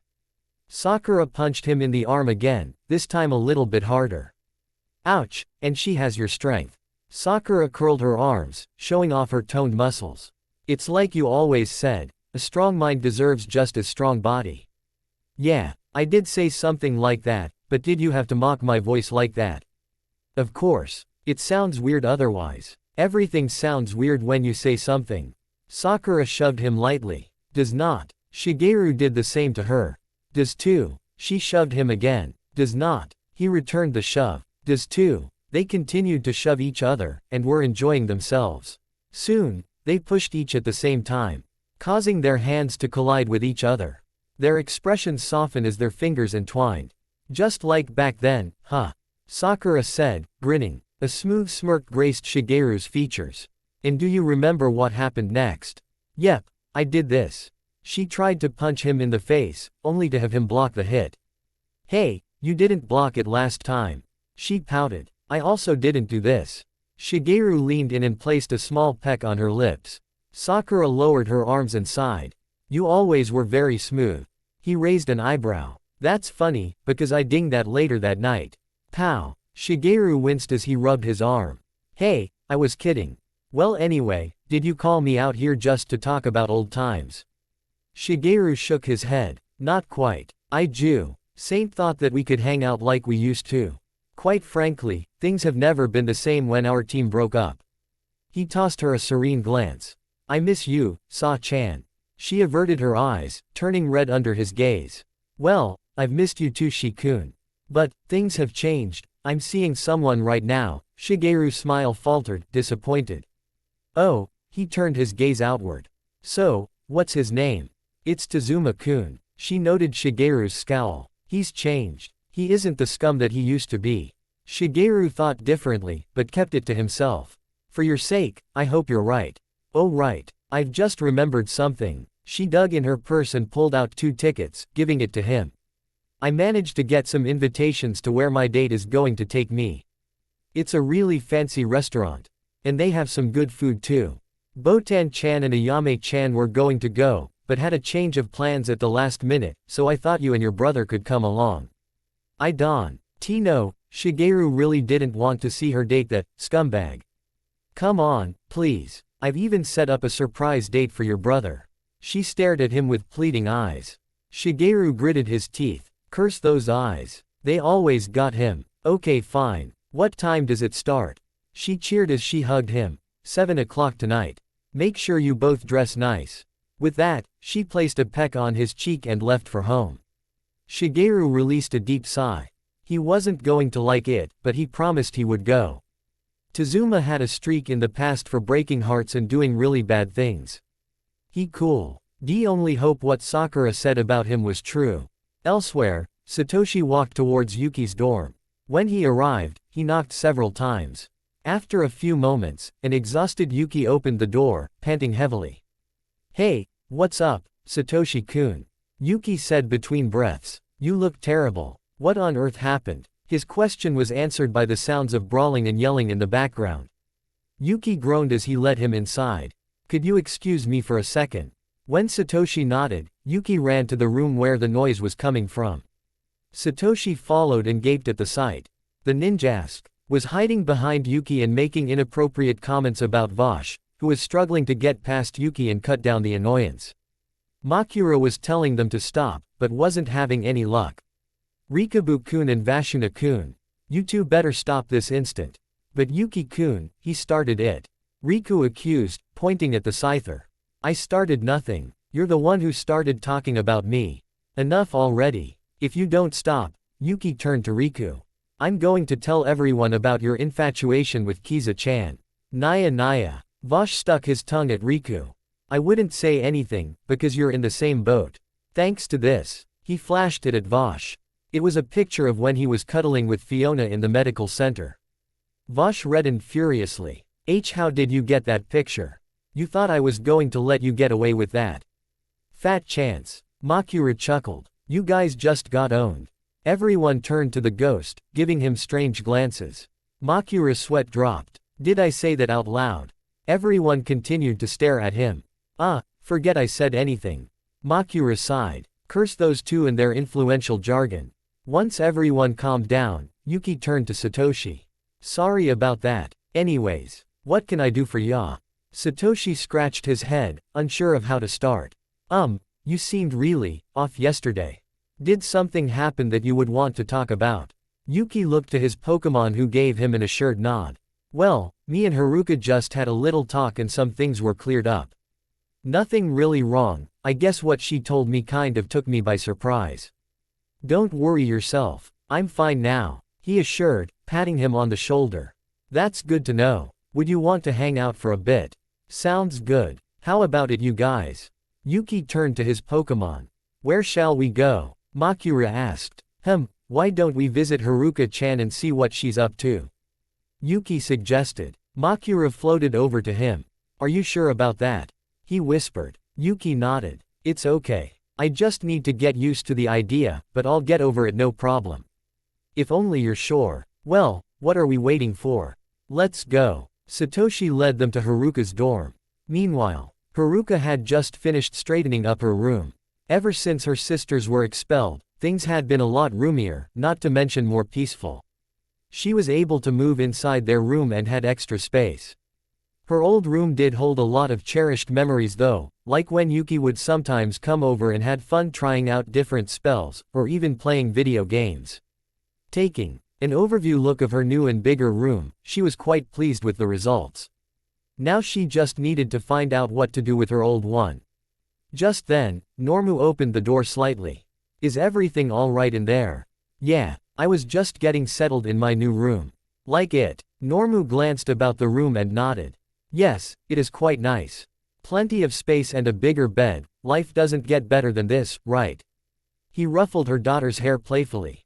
Right, she looked up in thought. But I wonder what I'm going to do with my old room. I suppose it could be turned into a guest room. A guest room, Haruka suddenly came up with a brilliant idea. She explained it to her father. Needless to say, he was shocked. Are you serious? There's no way I can agree with that. Please Dad, you know the story. Come on, for me, she pleaded, flashing her puppy dog eyes. I'll talk it over with your mother. If she agrees, I'll go along with it. Thank you so much. She nearly suffocated him with the bear hug. Hey, take it easy. This doesn't mean it's going to happen, but it will be talked over. There was a knock at the door. Looks like we have guest. Haruka-chan, would you take care of it while I talk to your mother? Sure. Haruka left the room and headed to the front door. When she opened it, she was greeted by Yuki and Satoshi. Hey you guys. Come in, she invited. The group was led to her new room. Yuki whistled after taking a glance. This place is awesome. Yuki backflipped onto the bed, bouncing happily. Don't jump on my bed like that. Oh, lighten up a bit. This is fun. Yuki continued to bounce on the bed. Haruka tried to get him off, only to end up wrestling with him on the bed. After a few minutes of fighting, they settled down, panting heavily. Now that's what I call fun. Yeah, after catching her breath, she sat up on the bed. So, why did you guys come here? No real reason. Just came to see if you wanted to hang out. Yuki answered. Sure, she agreed. Where to? How about my place? Satoshi suggested. Okay. They all left the dorm and went back to Satoshi's dorm. When Satoshi opened the door, his brother immediately greeted him. Hey wonderful brother of mine. Got a minute? Satoshi really didn't like the look in his eyes. Shigeru Nichan, what are you planning? Nothing. Just come with me for a minute. Shigeru lured him away from Yuki and Haruka, bringing him close enough to whisper. I was hoping that we could strike a deal. Satoshi narrowed his eyes suspiciously.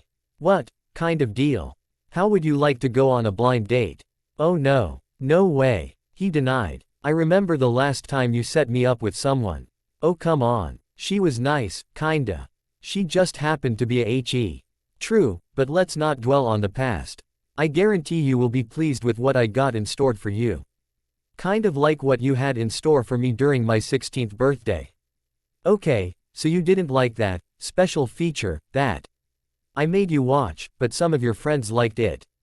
Yeah, until one guy got a bit too excited, the memory. This isn't like the last time. You know you want to go. Please. Nope, I'm not going. Shigeru sighed and let go of him. Oh well. I thought you would have liked a chance for free food, but since you don't want to go.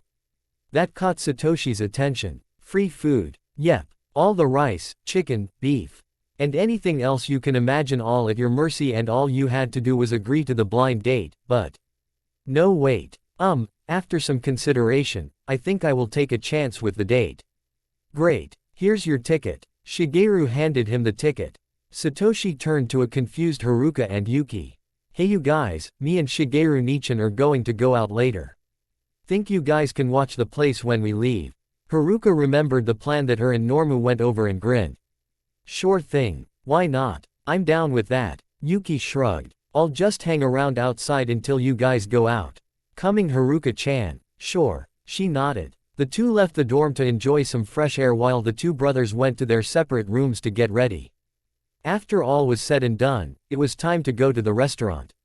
Shigeru, who was dressed in a fancy dark blue haori, impatiently knocked on Satoshi's bedroom door. His hair was brushed neatly and he wore a black sash across his waist. Hey, it's almost time to go. Hurry up and come out already. I am not coming out. I look stupid in this thing. He complained. No he doesn't. He's just being a big baby. Shigeru could hear Reijeki scolding him from behind the door. After some persuasion and threatening, Satoshi surrendered and opened the door. He was dressed in a red, silky haori with dragon patterns on it and a red sash. His hair was slicked back into a neat pigtail and had a long bang of hair hang down his face. Shigeru had to admit, he looked really good. Looking good bro. Shigeru gave him the thumbs up. This is stupid. Why can't I wear my normal clothes? Quote. Annoyed, Shigeru punched him in the back of the head. This is a fancy restaurant. You are supposed to look fancy, not like you just came from class. Now quit complaining and let's get going. Yeah. Satoshi took out Zol's Pokeball and released him. Hey Zol-kun, me and Shigeru Nichan is about to go out for a while. Think you can help Haruka-chan? And Yuki-kun watch the place and Reijeki-kun. Sure, I'll keep watch for the time being. Zol answered. Hey, don't make me sound like an annoyance. Reijeki pouted. No need, you do that by yourself. You want some of me bonehead. Alright, that's enough of you two. Satoshi reprimanded. Shigeru's Pokemon are going to hang around for a bit as well. They're lounging around a bit, so you'll find them somewhere here. Just then, he heard a knock on the door. When he went to open it, he was met with none other than Yuki and Haruka. Alright, we're about to go, so you two just relax and make sure they don't break anything. He pointed to Reijeki and Zol, who glared in response. Anyway, see you guys later. With that, Shigeru and Satoshi left the dorm, leaving Yuki and Haruka to their own devices. Yuki stretched as he flopped on a couch. So, what do you want to do? I dunno, look around a bit. Sure, he shrugged. Yuki got up and searched around the kitchen while Haruka searched elsewhere. While looking around, Yuki noticed Shigeru's Pokemon lazing around in his room with Zol. Absol lay on Shigeru's bed, looking out the window while Arcanine was resting on the carpet floor. The only Pokemon that were somewhat active were Zol and Umbreon. Yuki took out his 3 Pokeballs and released his 3 Pokemon. You guys go ahead and make some friends while I hang around here for a bit. Sure. Makura complied, heading towards the other Pokemon. Vosh and Riku followed shortly thereafter. The white-haired ninja decided to continue his tour of the dorm, seeing that he had never been here that often. While he was gone, Vosh went to join Zol and Umbreon by sitting next to them. What's up? He started casually. Hello Vosh-kun. Zol greeted. Hi. The Umbreon greeted as well. Oh right, I should introduce myself. Where are my manners? Vosh about was to continue when Riku cut him off. The same place where your crappy pick-up lines come from. Shove it where it hurts you nuisance. The Scyther retorted angrily. Anyway, I'm Vashuna, and you are? Shadow. The Umbreon answered. That lazy Arcanine over there is Django-kun, and the Absol is Kasaragi-kun. Hey, I resent that. Django's statement was followed by a loud yawn. I'm not lazy, I just don't like doing much. That's the same thing. Shadow's words fell on deaf ears. Django fell asleep on him. Don't ignore me you moron. Yeah, Django grumbled, falling back asleep. Shadow decided for the better of his patience that he would let him rest. Anyway, what's up with Kasaragi-san? He looks depressed. Vosh noted the Absol looking out the window wistfully. Oh, he's always been like that. You see, Kasaragi-kun never had many friends, and often lived alone. You know what they say about Absols don't you? Vosh shook his head, urging Shadow to continue. It's the reason they're called the disaster Pokemon. Absols can detect when a disaster is about to happen. but because of its nature. They usually appear right when it happens. Because of this, humans say that they are cursed, so they scorn them. Kasaragi-kun's nature prevents him from trying to get to know people, so he shuts himself off from everyone else. But he soon met us and Shigeru-kun. Django said. Shadow raised an eyebrow. When did you wake up? Django continued as though he wasn't interrupted. He still feels disdain towards newcomers. But Shigeru-kun welcomed him with open arms at their first meeting. It took a while, but he got used to us as well. That reminds me a lot like Yuki-kun, Vosh thought. He watched the red-eyed Absol sigh as he continued looking out the window, then sweat dropped when Riku landed on his head. Kasaragi jumped in surprise, clearly not expecting such an action. Why are you so sad? Riku asked. Vosh gave an annoyed groan. Did you not just listen to what we were talking about a minute ago? Could you get off? You are making me very uncomfortable, Kasaragi requested calmly. I will if you tell me why you are sad. I don't feel like telling you. Why not? Riku was knocked off Kasaragi's head courtesy of Vosh's dull side of his blade. Can't you tell he doesn't want to talk to you? Can't you tell how much of an annoying idiot you are? Riku retorted. Why you blasted bug-eyed twit? Get back here. And the chase was on between Riku and Vosh. Shadow's sweat dropped profusely. Did they do this all the time? You have no idea, Zol and Makura sighed. Meanwhile, Haruka had been patrolling the apartment, making sure nothing was out of place. Reijeki pet on Haruka's shoulder and whispered in her ear. Hey, do you want to see something cool? What do you mean? Haruka questioned. It's one of Satoshi-kun's books. He never told anyone this, but Satoshi-kun is actually a writer. Haruka was surprised. Really? Yep. He only made one book so far, but do you want to check it out? Sure. Haruka followed Reijeki to Satoshi's room. Inside, she was guided to Satoshi's drawer, which had a book inside it. Curious, she leafed through a few pages. First, she checked to see how far he had written, which wasn't much. It was only 3 pages. Something cow. GHT her eye though while flipping through the pages. What was her name doing in there?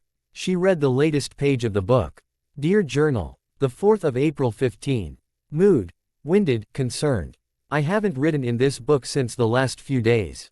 Well, let's recap. First, on Monday, it was the start of the first competition. As weird as it sounds, it was paintball. For some unknown reason, the teacher shot me in the head. I'm sure he did it for laughs. Though the rest of the students didn't find it as such. Anyway, after the competition, which we ranked 2nd place, my new friend and rival, Hiroshi, took us to his dad's R. It was great, until we played the sickest game I've ever heard of, Truth or Dare. My brother started off and made me massage Kasumi with no shirt. I'm so going to kill him the next chance I get. I had to admit though. It felt, I don't know, good, I guess. I could have sworn I felt her relax. Oh well, probably my imagination. It was my turn and I saw Yuki laughing at my expense. Well, I shut him up with an embarrassing question. I asked if he had a crush on anyone and he said yes.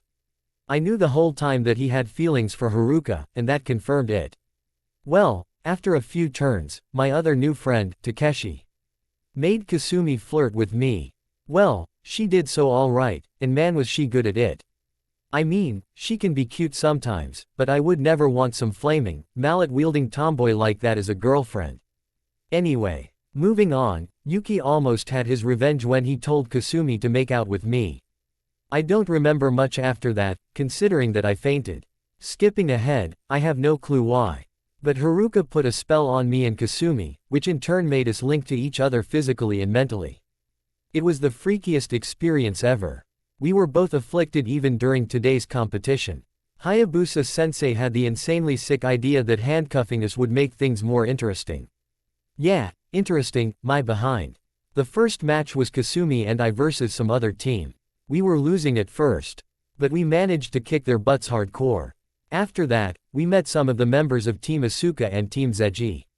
If that wasn't the strangest Romeo and Juliet story I've ever heard, I don't know what is. Anyway, Haruka and Yuki were up next for the match against none other than Team Rocket. Our team was fighting a losing battle until Fiona, Haruka's Kirlia, evolved into a Gardevoir and clinched the match in our favor. I'm not certain, but I think Vosh, Yuki's Scyther, and Fiona has feelings for each other, but are too proud to admit it. Gotta remind myself to check into that later. Anyway, during the finals, Kasumi was up against Takeshi. She managed to beat him in the most unusual way. She beat him by stripping. You heard right, stripping. I thought I was going to faint again when I saw her. Note, she didn't reveal too much, thank the gods. She has a great body, though I'll never tell her that, lest I want to die a horrible death. Yuki went up against Duplica and lost. The poor guy seemed so depressed. Haruka was a little sad as well, but Yuki was in such bad shape that it cost us a match. Then, it was Haruka versus Furuura. They were both really awesome out there. It was probably because of that the match ended up in a tie. Then, it was me versus Hiroshi, but before I tell you that, get a load of this, you ready? Kasumi, the red-headed tomboy who hates men, kissed me. That surprised the heck out of me. I'm not going to lie, she has a great set of lips. Moving on, it was time for my final match and I won. I still can't believe it. I won. But, I found out something frightening about Kasumi. It's the main reason she hated men in general. You see, during the Shadow Raid incident, Kasumi's father went insane and killed her mother in a gruesome fashion. Kasumi then killed him before he could kill her. I was so shocked when I heard that. That was the most depressing thing I've ever heard. My heart goes out to her. She puts up a tough front, but really, she's sad and lonely. I want to help her as much as I can. To let her know that I care about her and want to help. Tonight, I'll tell her that we're all family, not just some team, and T family sticks together and is never alone. Well, I'm still exhausted, so I'm gonna get a few hours of sleep before I go through with it. I'm going to see her midnight tonight about it. Wish me luck. Signing off. Tajiri Satoshi. As Haruka finished reading the book, she realized it wasn't a storybook she was reading, but Satoshi's. Hey, you guys. Haruka-chan is snooping around Satoshi-kun's personal stuff. Reijeki yelled loudly, pointing at Haruka. The said girl's jaw dropped. That conniving rat set her up on purpose. Fiona and Kiza saw her with the book and gaped, shocked. How could you do such a thing? Have you no respect for someone's privacy? Fiona shook her head in shame. I never would have guessed you could be so shallow, Kiza sighed.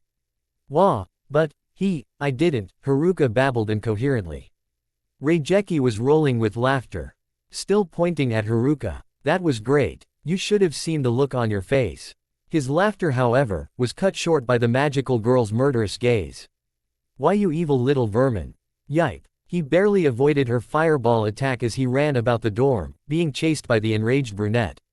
Elsewhere with the Tajiri brothers, they had arrived at our designated spot in front of the restaurant. It had only been a bit over 5 minutes and Satoshi was already getting impatient, mainly since he didn't eat prior to arrival. I wish they would hurry up already. He complained. They will be here. Just be a little patient. It's only been 5 minutes. Shigeru couldn't help but wonder though. Sakura was the type to always be punctual. What could be keeping her? A few moments later, he saw a group of 3 coming towards them. He could easily recognize Sakura from her blonde hair and Kasumi who walked next to her. Sakura had on a light pink kimono and a small dark blue sash that was tied into a butterfly bow behind her.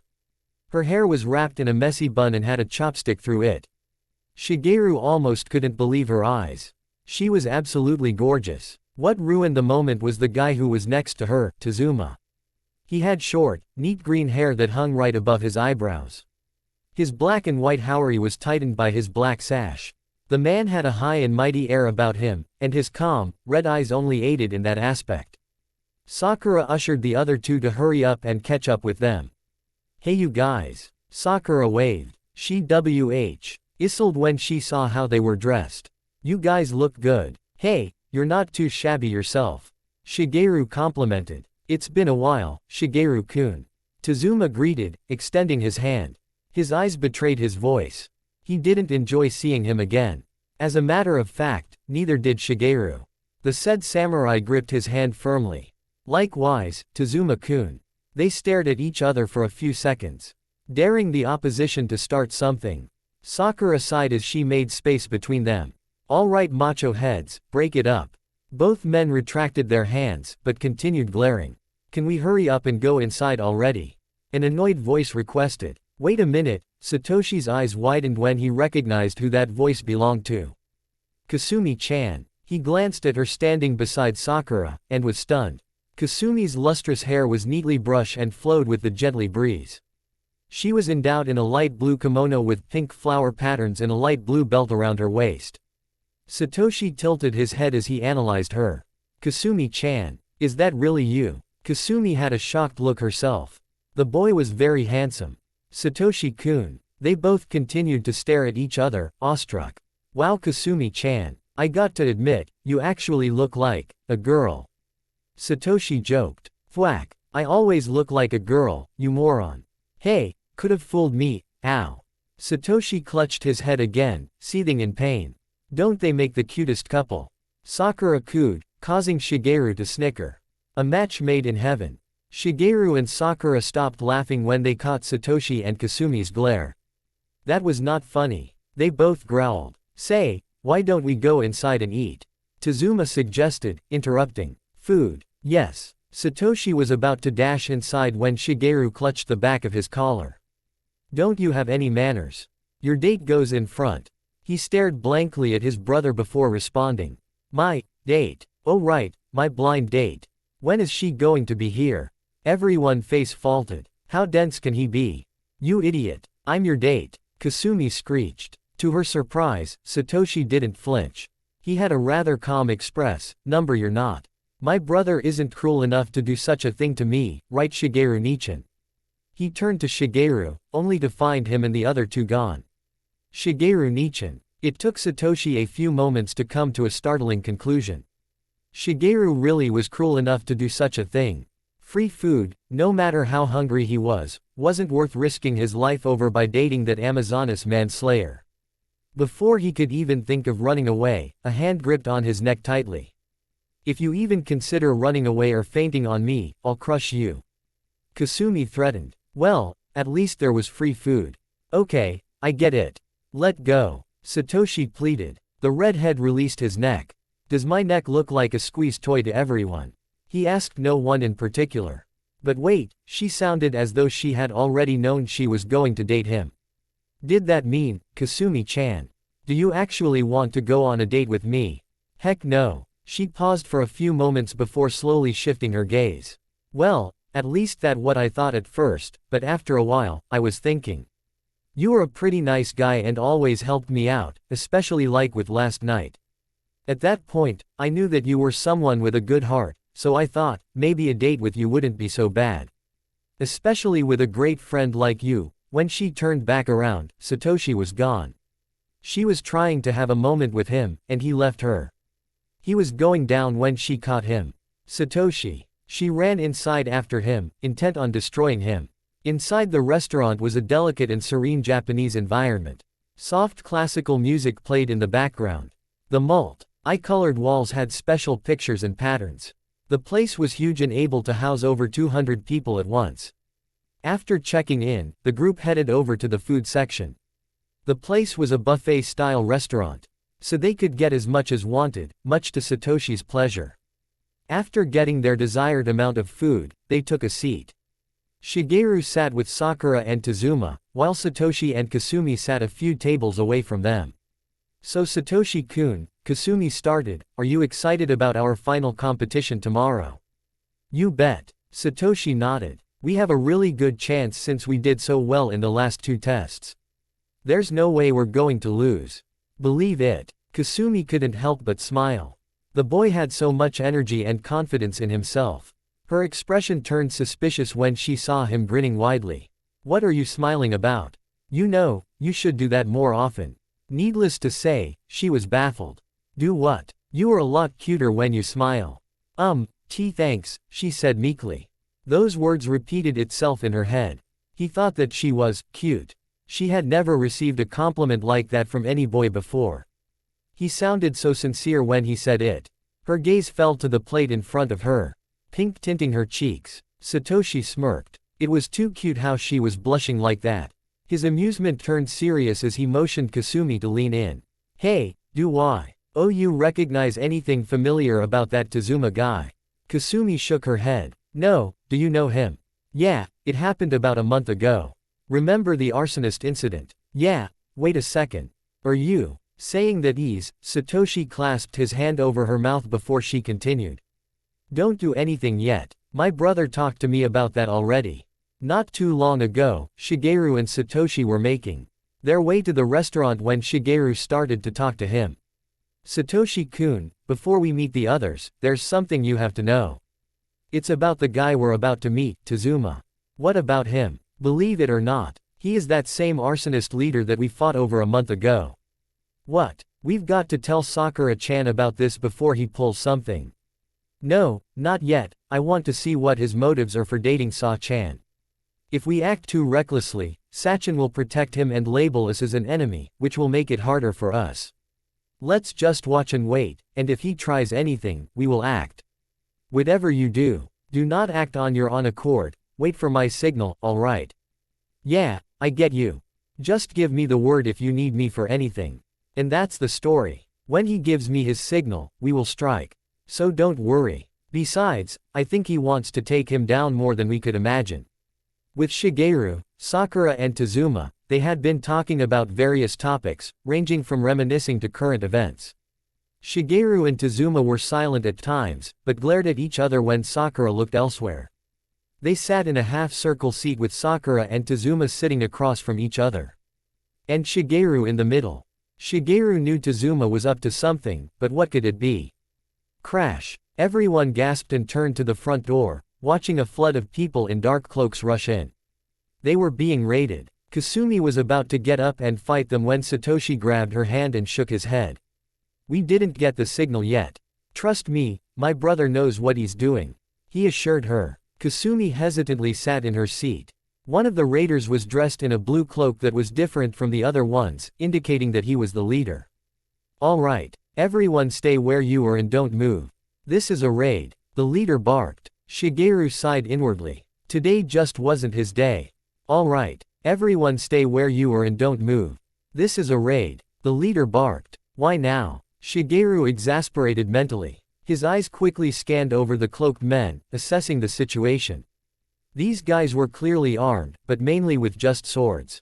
Their cloaks hid any guess of whether they had concealed weapons or not, making that a definite possibility. The robbers scattered throughout the room, keeping an eye on key escaping points. Tazuma leaned towards Shigeru. Look, you don't like me. And I sure as heck don't like you, but I think we both agree on trying to get Sakura-chan out of here before we do anything hasty. Agreed. Yeah, a truce until we get out of this mess. I'll create a distraction while you two get out of here. Shigeru leaned towards Sakura. Hey, I'm going to create a distraction while you and Tazuma-kun go outside and call for reinforcements. When the coast is clear, get out of here ASAP. But that's too dangerous. What if you get hurt? Look, it's more important that you get out of here. Trust me, I won't go down without a fight.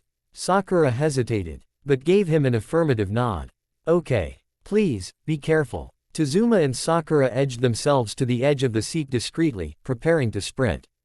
Shigeru caught Sato's eyes staring at him at the corner of his eyes. He had to hurry since two of the grunts were heading towards their direction. As concealed as possible, Shigeru gave Satoshi coded hand signals. Distract them. Be subtle and don't make too big a scene unless necessary. I will give word when. Check my right foot for confirmation. Satoshi gave him a nod. Okay. Kasumi was impressed. The movements were so subtle. Yet they could grasp every message perfectly. She reminded herself to ask him about that later. Kasumi-chan, I got a plan but I need your help. Satoshi began going over the plan with her. With Shigeru and the rest. The two grunts approached them. Hey, hand over your valuables, now. One of the grunts demanded. Shigeru gave the command to Satoshi with his foot. What he saw next made him sweat drop fiercely. Crash. The table that Satoshi and Kasumi sat at was broken in half, thanks to Kasumi's fist. What do you mean I have no taste? She yelled loudly, catching everyone's attention. I meant exactly what I said. Amazons don't have taste. Satoshi screeched just as loudly. Shigeru's jaw dropped. Idiot. You call that subtle? One of the grunts came up to Satoshi from behind. Hey, why don't you two be quiet and... Pow. The grunt flew over two tables before landing with a thud. Satoshi had ducked Kasumi's punch in the nick of time. Nice one, but I don't think you're gonna win any contest with that wimpy swing. What are you, a girl? Skick. Bam. Satoshi narrowly dodged that attack, only to have it land on the unfortunate grunt that was too close to the feuding duo. Two more grunts started towards them. I don't know what to be more afraid of, your pathetic punches, or your face. Multiple veins appeared on Kasumi's forehead. Grrrraa. She charged wildly at him, raising her fist. Satoshi quickly grabbed a nearby grunt and used him as a shield. The force of the punch sent both flying. Luckily for Satoshi, he landed on the second grunt, nullifying the damage to himself. With everyone's attention on the fight, Shigeru gave Sakura the green light to slip past the guards. Tazuma led Sakura by the hand. Shigeru could only hope that Satoshi and Kasumi could keep up the charade just a while longer. Sakura and Tazuma were almost out the door when one of the grunts spotted them. Hey, where do you think you're? Ah. Wham. The grunt was knocked out by a flying body, courtesy of an outraged Kasumi. Taking no chances, the two escapees bolted out the restaurant. Now that they were gone, Shigeru could act and take down the rest of the bad guys, or so he thought. Wham. Thwack. Pow. Bam. Bodies wrapped in cloaks were flying everywhere. Any robber that was remotely close to Satoshi and Kasumi met with an unintentional beatdown. 5 minutes later, the restaurant was a mess. Tables were broken and overturned. The unconscious bodies of the crooks littered the tables and floor. The innocent bystanders gawked in amazement and horror. That had to be the most abusive argument they had ever witnessed. It was a wonder that Satoshi was still breathing. Both Kasumi and Satoshi were panting heavily, but still kept their eyes locked onto each other. Feeling that it was now safe, Shigeru got out from the hiding spot and came over to them. You two were just supposed to just get their attention, not destroy the place. But I'll admit, you two were great actors, pretending to have an argument to distract them. Quote. Kasumi and Satoshi gave him a confused stare. We were supposed to cause a distraction. Immediately, they remembered about the raiders and took on a guard position, only to be even more confused. Why are they knocked out? Did you fight them? Satoshi asked. Shigeru's face faltered. They had completely forgotten about the situation. Anyway, I need you two to clean up here while I go find Sa-chan. Without missing a beat, Shigeru darted towards Sakura's house. With the said girl, she had just made it back to the house with Tazuma. She dug her hands in her pockets, rummaging it for her keys. When found, she put it in the door and unlocked it. Alright, I'm going to call the school security guards to secure the location. You sit tight for a while. When Sakura turned to go inside. TWHACK. When Shigeru arrived at Sakura's apartment moments later, he found the door unlocked. This was a bad sign. The place was a mess. He heard the sound of rummaging deeper within the apartment. AHA. I finally found it. A voice exclaimed. That voice, I knew it. Shigeru quickly darted to the source, only to discover Tazuma holding a silver rock in his hands. Sakura laid on the floor, unconscious. What did you do to her? Oh, her. I've just given her the night off. But please tell me, how did you figure it out? It was easy. First off, I knew that you couldn't be trusted. Given the fact that you were slime from the start. Secondly, you had way too calm of an attitude when they came in, almost as if you staged that whole thing. Last, but not least, even how they covered the main escape points of the restaurant, they purposely let you slip under them. It was easy to tell since they kept their sights on everyone else except you. I noticed it. Very perceptive of you, but alas. You were too late. I finally got my hands on the moonstone. The moonstone. Tazuma grinned mischievously. Oh, so there is something that the great Shigeru-kun doesn't know.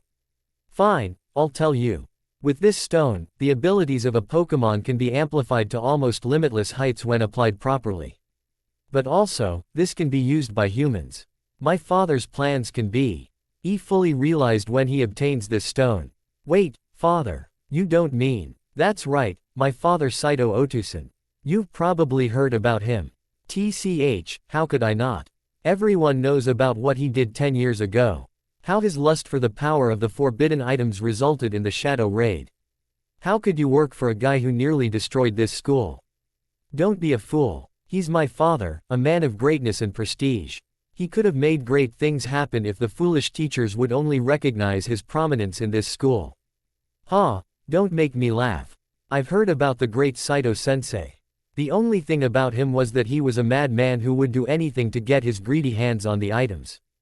Thwap. Shigeru held his cheek, which got punched by Tazuma. Don't you dare talk about father that way, you vile insect. I will destroy all those that oppose him. Tazuma put the stone in his pocket and stood in a fighter's pose. If you move out of the way, I will spare you. I am not the same weakling you fought a month ago.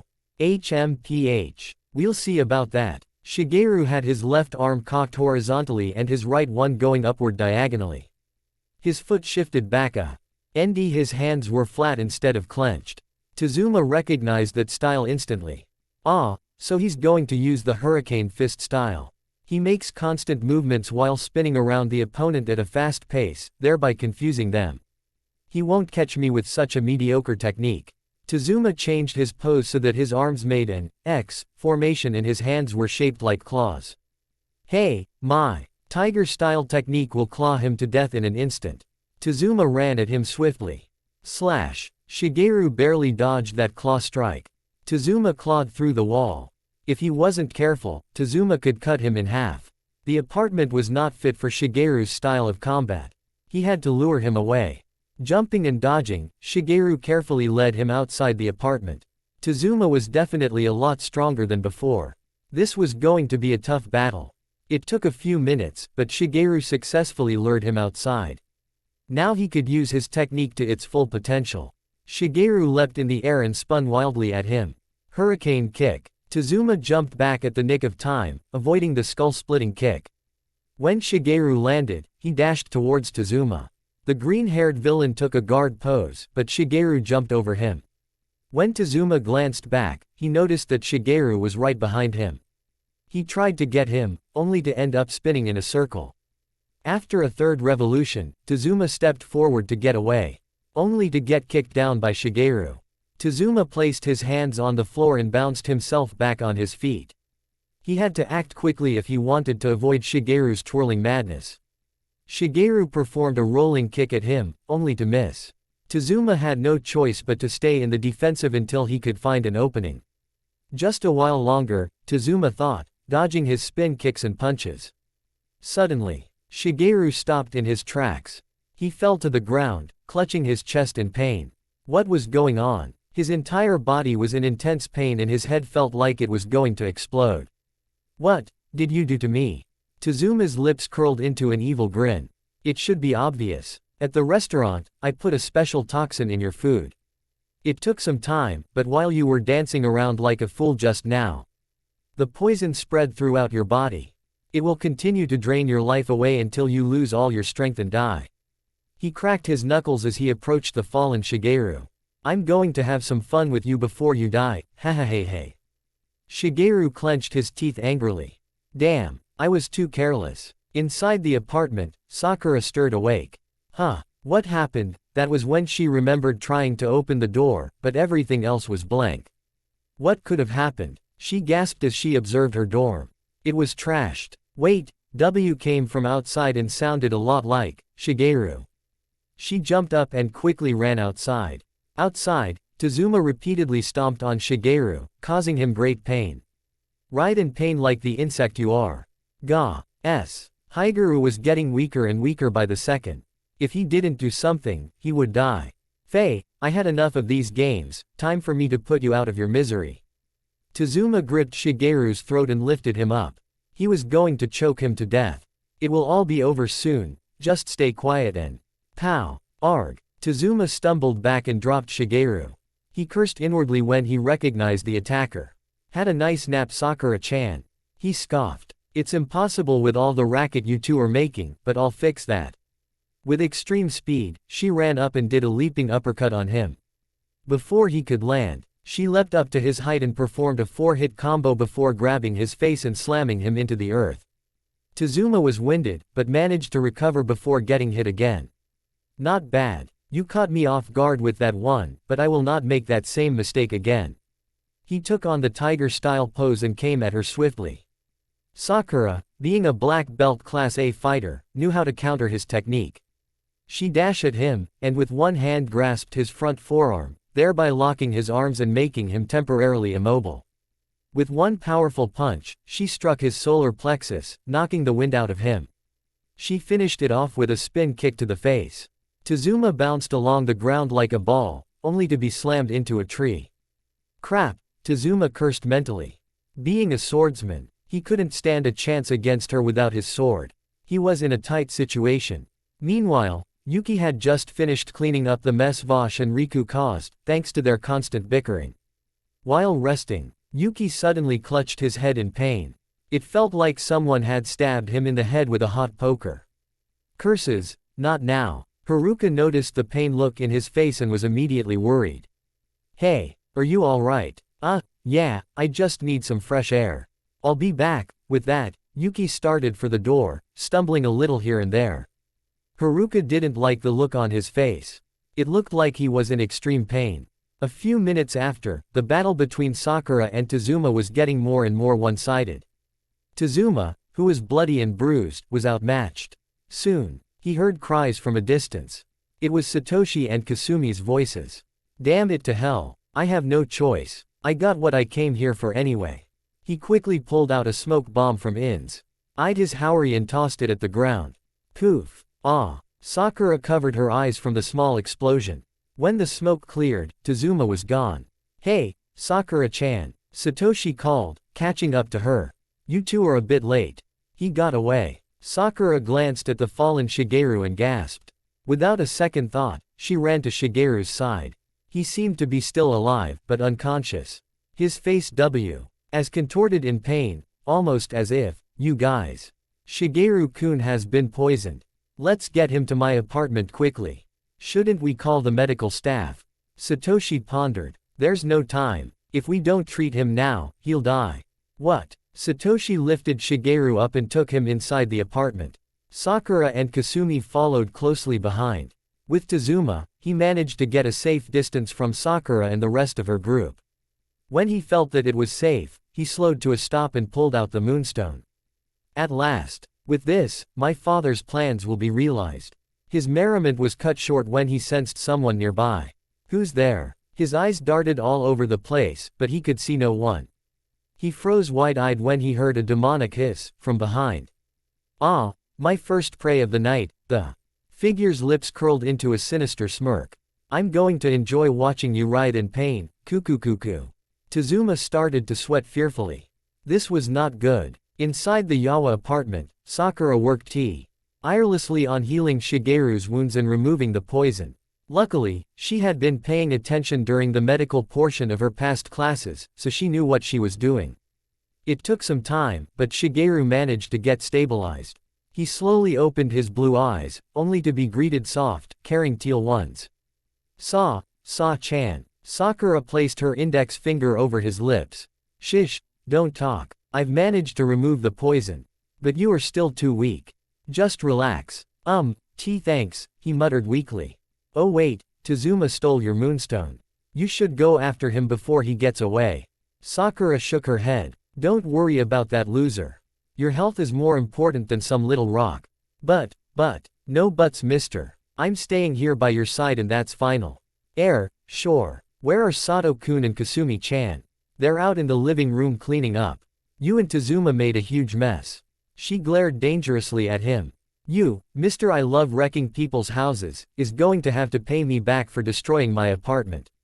Not to mention saving your life. Shigeru swallowed hard. Her gaze was frightening. How can I pay you back?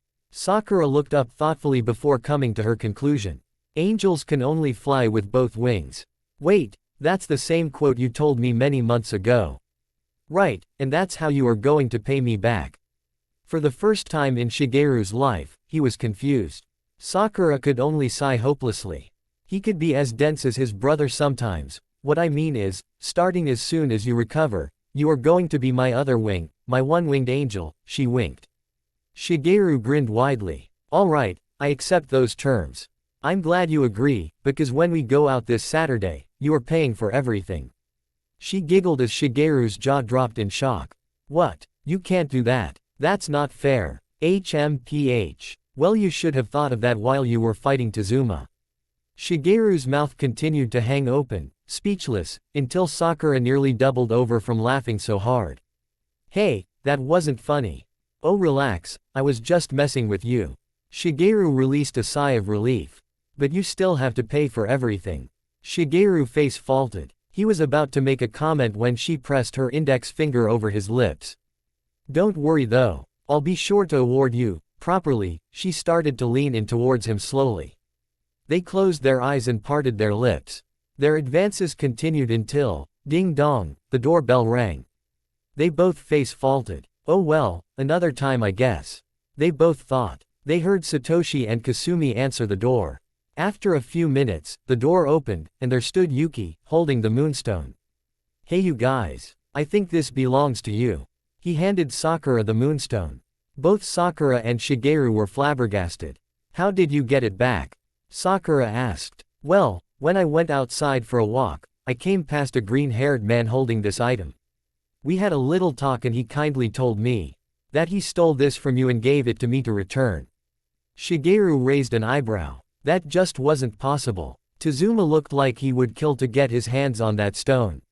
There was no way he would just give back the stone in a friendly manner. What did he do to him? Wait, what was that smell?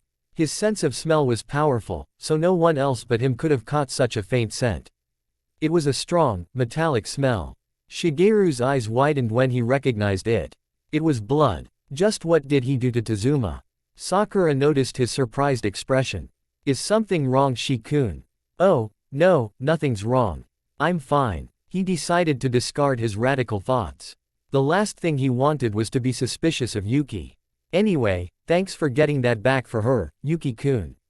Hey, it's no big deal. I just happened to be in the neighborhood. But anyway, with you guys back, I'm going to head to my apartment. I'll see you guys later. He waved goodbye as he started back home. Because of Shigeru's injuries, he had to stay overnight at Sakura's apartment. Fortu managed to catch up on a lot of things. Kasumi was going to stay at Satoshi's apartment since Shigeru wasn't going to be there tonight. But as she had clearly warned him, if you try anything while I'm asleep, I'll single-handedly turn you into a woman. Needless to say, Satoshi got the point to make sure she had a lot of privacy. Haruka had already left for home. So that left them by themselves. Just as they finished getting ready for bed, they heard a series of frantic knocks on the door. Satoshi answered the door, only to be greeted by a panic-stricken Yuki. You guys. Something terrible has happened. What happened? Satoshi asked worriedly. I don't know why, but I got evicted from my apartment. What? What am I going to do? Where am I going to live? Satoshi grabbed Yuki's shoulders and shook him lightly. Calm down. I'm sure there's some reason behind it. Let's visit Haruka-chan. Maybe she knows what happened. Yeah, you're right, I must calm down. Yuki took a deep breath to calm his nerves. After settling down, he, along with Satoshi and Kasumi, headed over their mage's apartment. The said girl sat on her bed patiently, awaiting the knocks that would soon be pounding on her door.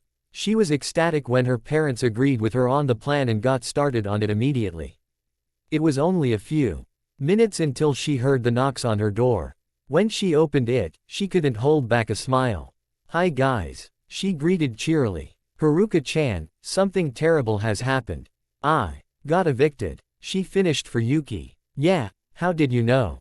I sort of guessed. Anyway, you came at a great time, because I have a surprise for you. Yuki's confusion was answered by the greeting of Threy. A very familiar Pokemon coming out of Haruka's old room. What are you guys doing here? Hey Yuki-kun, you gotta come and see this. Vosh got behind him and started pushing him towards the old room. Hey, slow down. What is it that you have got to show me? His eye widened. All of his belongings were neatly placed in the room. His laptop was on the desktop of the bookshelf and his book was placed on top of his bed. Wah, but how did my stuff get in your old room? He asked Haruka. She poked at his chest. You mean your new room? She corrected. When Yuki found his voice again, he spoke up. How did you do it though? I thought you needed my consent. Hey, well, when you went on your walk, my dad stopped by to get you to sign the papers and surprise you. But, since you wasn't there, I knew you wouldn't mind. Yuki's jaw dropped. Why you forged my signature. Go Haruka-chan, Kasumi praised. Satoshi shot her a look. You don't praise people for forging signatures. What's wrong with you? Oh, lighten up. She patted Satoshi on his back. It was for a good cause. Good cause, my foot. Doing stuff like that is illegal. Put a sock in it, Mr. Goody Two Shoes. You guys, quit it. This is supposed to be a good occasion, not a brawl. Haruka pleaded. Yuki, however, was still trying to process this new development. He, as in Otomaki Yuki, was going to be under the same roof as Momiji Haruka. The same Haruka he had fallen for would always be within arm's length of reach of him. But this is also the same Haruka that had fallen for Satoshi. While processing all this new information, he failed to respond to his worried friends. Hello. Anyway, home. Haruka waved her hand in front of his dulled eyes repeatedly. Poor Yuki-kun, the news must have been such a big shock that he fainted while standing. Satoshi guessed. I can't believe he pulled a Satoshi-kun on us. Kasumi mused. Hey. Satoshi glared. Ooh, nice comeback. I'm shaking in me boots. She teased. Grr. Wow, an even better comeback. You get smarter even time you open your mouth. Haruka stepped between the both, separating them. Would you two stop already? We should get Yuki-kun to bed before he falls, or something. Or pulls off another Satoshi-kun on us. Kasumi snorted. Aggravating Satoshi was fun. Would you stop naming things after me? Satoshi exasperated. With a deep sigh, Haruka walked towards a spaced-out Yuki. Yuki-kun, oh Yuki-kun. Satoshi and Kasumi's sweat dropped when Haruka started slapping his cheeks repeatedly. Wake up already. Haruka-chan, please stop slapping me. Yuki cried between slaps. When Haruka's barrage of slaps ended, his eyes got a dizzied look as he fell backwards on the floor, unconscious. Nice one, Haruka-chan. That's the third Satoshi-kun of the day. Kasumi quipped sardonically. She burst into a fit of giggles after catching Satoshi's irritated expression. You better sleep with one eye open. Satoshi threatened. Kasumi eyed him playfully. Or what? You'll pull off a Satoshi-kun on me. She continued to laugh at his expense while she ended up being chased by him. Haruka could still hear them in the distance. I told you to stop naming things after me. It's getting old. Not as old as you look. Get back here. Naya. Haruka blinked twice. That was weird. Since when did Kasumi get all friendly with Satoshi? Even though it was odd, they did seem to be getting along better. Did this have something to do with Satoshi's declaration in his journal? Just what could have happened that could make them be so much closer? No, she had to relax. The last thing she wanted was to be jealous of Kasumi. Didn't she say she hated men anyway? Haruka's thoughts were interrupted by a tap on her shoulder. Haruka-chan, I know you're busy thinking. But I don't think Yuki-kun should be sleeping on the ground like that. Vosh gestured the unconscious ninja with a dazed look in his eyes. Huh, oh, right. Temporarily putting her brooding on hold, she carried Yuki, with Vosh's help, towards his new bed and tucked him in. Yuki was snoring softly as he turned to his side, some of his white hair covering his face. Haruka managed to stifle a giggle. He looked so cute while asleep, like a baby. It was a sight that she couldn't help but gaze at for a few moments.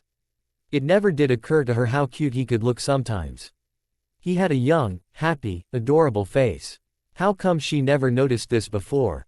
You know, Vosh started, speaking seriously. I think this is the first time he had a bed for himself. He always slept on the floor at his previous house. But never did he look so peaceful. Yeah, that was a really kind of you, Haruka-chan. Riku smiled. Vosh and Riku stared expectantly at the eerily quiet Makura. I'll pass on the fluffy comments. The ghost waved off. But I do wonder, what made you decide to have him stay at your residence? Haruka looked up in thought. Well, while deciding on what to do with my old room, I thought about the time that I saw Yuki's house for the first time. It was so sad to see such a great guy living in such a terrible way. I decided right then and there that I would help him out, at least to thank him for all he's done. He never did talk about himself much. I don't see anything regarding his parents, siblings, friends, or anything of that nature. I wonder what happened to them. You didn't know. Yuki's family is, Makura got cut off by two frantic bug Pokemon covering his mouth. You idiot. What are you doing? They hissed quietly so Haruka wouldn't hear them. Makura took their hands off his mouth. I'm telling her about his family. What's wrong with that? He whispered back. You fool. You're about to ruin Yuki-kun's big chance. Vosh reprimanded. Makura was confused. What are you talking about? Don't you watch anime? This is how it goes. Guy talks to girl. Guy spills his heart out to girl. Guy gets lucky. Everyone knows that. Makura gave them a blank stare. Quote, didn't we already establish that Haruka-chan has feelings for Satoshi-kun? We know, that's why you can't say anything. They both exclaimed. If Makura wasn't confused before, he surely was now. You two are not making any sense. Vosh groaned. Gah, it's not friggin' rocket science. It's simple math. Here, let me show you. He and Riku pulled out a large, cutely hand-drawn diagram. Ki-kun, by the exponent of a secret, plus Haruka-chan. Equals curiosity. Haruka-chan, times curiosity, represented by this parenthesis, plus Yuki-kun, minus the square root of any distraction, namely Satoshi-kun, equals heart spillage. Then, Haruka-chan's heart-warming nature times Yuki-kun's confession will become greater than the circumference of any dumb crush Haruka-chan has for Satoshi-kun. All of which, equals to Haruka-chan falling for Yuki-kun, resulting in Yuki-kun scoring. See. Simply awesome. Makura, who had long since face faulted, gawked oddly at them. You call that simple math? Wait a mi. Newt, where the hell did circumference come from? Oh right, we didn't show you that part of the math. It should be here somewhere. Riku started rummaging through their cleverly made picture slides. That will not be necessary. Makura said quickly, not wanting another useless slideshow. Oh, would you like to see our work then? No. Makura's sweat dropped, massively. How long did it take for you two to come up with this plan? 6 hours, subtract 5 hours, 59 minutes and 30 seconds of research that was put into this. You know, that new anime channel is awesome. Vosh turned to Riku, excited. Dude, did you see that one chick who digs Naruto? Ooh, you mean Hinata. Dude, she is so hot. Those eyes are like, so freaky though. Especially with that one thing she does. Dude, they have so got to get together. They are like the coolest couple ever. Yes, Naruto and Hinata forever. They both gave each other a high five. Even though I must say, in that last episode, Naruto got his butt handed to him on a silver platter by that one dude. You mean Sasuke? What are you talking about? Naruto was the one kicking his butt. You must be getting senile or something cause Naruto was getting owned. Nah, Naruto was moping the floor with him. That one jutsu move rocks. Oh police, that move was so stupid. Naruto should just give up and bow before the great and million time. Cooler than Naruto could ever be Sasuke Uchiha. There's no way that little weird-eyed punk could ever. You two are complete morons. Makura roared furiously, surprising them. Do you two do anything productive besides watching some stupid anime show? The two scratched the back of their heads bashfully. Besides, Kakashi owns all, he added under his breath. Unfortunately for him, the other two heard him, resulting in a huge argument. Haruka had long since gone, not seeing any reason of being around the crazy trio. Thwack! Ow! All three Pokemon hissed, clutching their throbbing heads.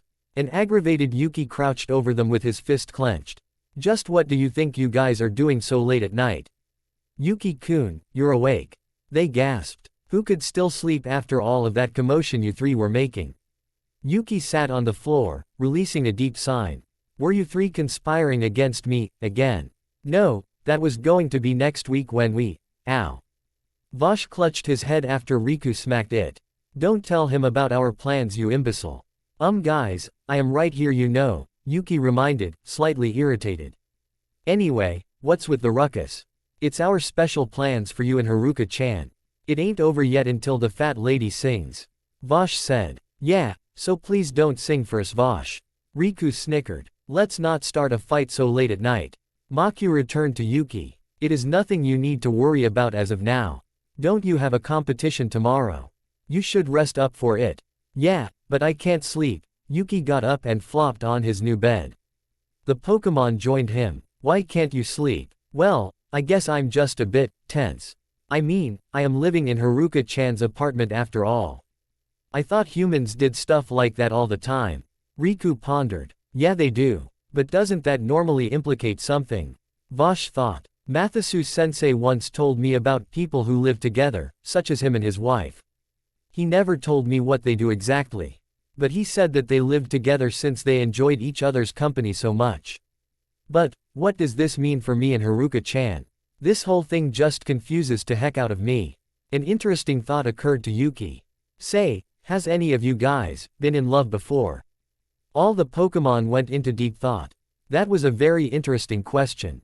Well, I've flirted, but I can't say that I've been in love before. Or know what it feels like for that matter, Vosh answered. We all know Riku's in love, but I wonder. Everyone's attention turned to Makura, who whistled a nameless tune while looking away. Oh Makura. The answer is no, but I haven't asked the question yet. Come on, you just gotta tell us. We all know Yuki-kun and Riku-kun's story, but you've never talked about yourself. Quote. Come on Makura-kun, tell us something about yourself. Like for one, what is it like being a ghost? Yuki pressed, truly curious. Makura really wasn't the social type, but the peer pressure was getting annoying. Fine, I'll tell you. First, being a ghost isn't as spectacular as you would like to think. Each Shedinja was a Ninkata or Ninjask in his or her previous life. Whenever a Ninkata evolves, they are assigned a Shedinja to watch over them. I suppose you can say that I am Riku-kun's brother, though I wish it were otherwise. And as for love, it happened a very long time ago. I was a Ninjask back then. Just brimming with energy. I was a troublemaker back then, always giving my subordinates a hard time. Yeah, a lot like a certain pest we all know, Vosh hinted, catching Riku's glare. Anyway, at one point, I had wandered away from my human partner and got lost in a forest. As I searched about the foreign terrain, I sensed a presence nearby. Thinking that it was my trainer, I headed off in that direction. When I arrived, I found that a female beautifly that was being attacked by her own, abusive trainer. Furious, I attacked the abuser and chased him away. The beautifly was badly injured and bleeding badly. I did not wish to see her die, since my previous trainer taught me that every life is precious, thus should not be wasted. There wasn't a healing station anywhere nearby. And my trainer wasn't around, so I had to take matters in my own hands. I've searched for over a half an hour for anything that would help. I managed to find some berries and healing leaves that would aid in her recovery. It took over an hour, but she had regained consciousness. She had such timid and fearful eyes. It suddenly became obvious to me that she had never received kindness like that before. And it was a new experience to her. When she asked me why I saved her, I merely told her that a life is a life, and all should be savored and saved. I attempted to calm her down, but she was afraid of me. The poor creature had nowhere else to go, and was lost and alone. Afraid of me or not, I wasn't going to let her stay in such a state for long. It took over a full day, but I managed to at least get as far as a friendly conversation. She explained to me that her trainer was like that to all of her Pokemon, but because she was deemed the weakest, she was targeted the most. I replied that not all trainers are such. My trainer was very kind-hearted and gifted. He had a heart of gold that could never lose its luster. I promised her that as soon as we found my trainer, I would see if she would be allowed to join our group, considering that we had one free spot left. That was the first time I saw her smile. It was as though a celestial presence graced her smile with luminescence and purity. It was the kind of smile that would always have me following in her example. When I asked her name, she told me that it was Grace, and I thought it suited her perfectly. During the night, we managed to gather a decent supply of food. We both ate happily until there was only one apple left. We reached for it at the same time, only to have our paws touch each other's. We both withdrew our hands swiftly. Embarrassed by such an action, she offered me the I accepted. Before I took a bite, I couldn't help but steal a glance at her big, blue eyes. Though she didn't say it, her eyes screamed hunger. As did her stomach moments later. It was a humorous moment to say the least. I broke the apple in half and gave it to her. We both ate and slept soundly under the stars, saying that it was too dangerous to go out during the night. 2 days passed by and we still haven't found any signs of my trainer. Although I was somewhat homesick, I couldn't help but feel happy. I was in the company of Grace San. She was very timid and quiet, but had such an adorable smile. It's funny when I think about, because no matter where I went, Grace San clung onto me like a helpless child. It felt wonderful. I felt like I had more strength and determination just by her mere presence, but it was slightly embarrassing. How many bug Pokemon do you see fly in such a haphazard way? But moving on, we both heard a voice crying for help. I couldn't make out the voice, but Grace San and I rushed to the scene, praying to the gods that the trainer would be alright. When we arrived, my blood ran cold.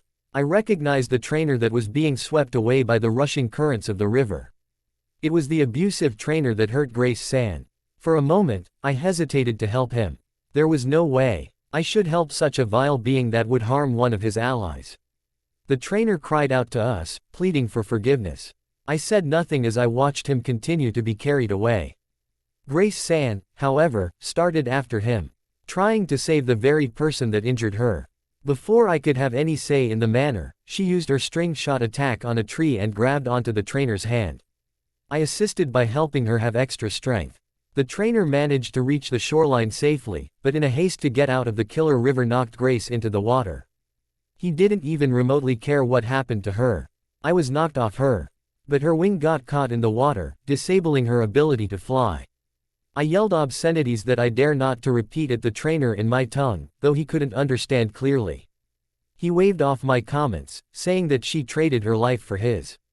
That was the first time in my life that I had killing intent, but I couldn't be deterred by such an uncaring fool. I had an objective which took priority over his life, and even my own. It was to save Grace San. Using the fullest extent of my speed, I rushed towards the damsel in distress, as some of you would say. In the distance, I saw that she was heading towards a waterfall. I had to act fast or she would surely perish. I could hear her cries for assistance as I pushed myself well beyond my own limitations in order to rescue her. In that moment, nothing else mattered to me. My mind was blank. There was only one thing I had in mind. It was the one inspiration that gave me whatever hidden strength I had. It was her, the burning image she had engraved in my mind. Her smile, her scent, the ever so few days we had spent together, it fueled my adrenaline to the max. I managed to grab her paw and attempted to pull her out. The edge of the waterfall was only a few measly yards away, so I had to hurry. With will that I've yet to experience again, I successfully pulled her out of the water, only to, in sheer irony, get my wing caught in the water. With the last of my strength, I tossed her high in the air so that she could escape the clutches of the deadly water. I knew I was going to die, but I felt that I could do it with a smile. Knowing that she would be safe. The end of my life drew near as I began to descend towards my water grave. While falling down, I closed my eyes, knowing that there was nothing I could do but picture that beautiful image of her smiling face in my head one last time. Suddenly, there was a strange substance that latched onto me. My eyes snapped open as I searched around to determine its source. It was a string shot, and it came from my saving grace. My eyes flashed with admiration. She was risking her life to save me. Never did I feel more honored. However, even she was too weak and soon we both succumbed to the waterfall. Sometime later, I regained consciousness. My first thought was bewilderment. How could I still be alive? After confirming that I had yet to ascend to the afterlife, I searched for any whereabouts of my saving grace. Who I saw, however, wasn't her, but someone completely unexpected. It was my trainer. I tried to move, but my body had too much seawater inside. My stomach turned at the realization. I was going to die soon. I wasn't worried about that though. I had to see if Grace San was at least alright. In my language, I tried to ask my trainer of her whereabouts. He seemed to understand, but turned his gaze despairingly. My blood froze ice solid as I saw an unmoving figure a few feet across from me. Grace San, my Grace San, had died. Never in my life had I felt so empty. I made one final request to my trainer. The bond we shared was great, so great that he was able to understand me. He carried my limp body towards Grace and laid me next to her. With my final ounce of strength, I grabbed her limp paw and held it in my own.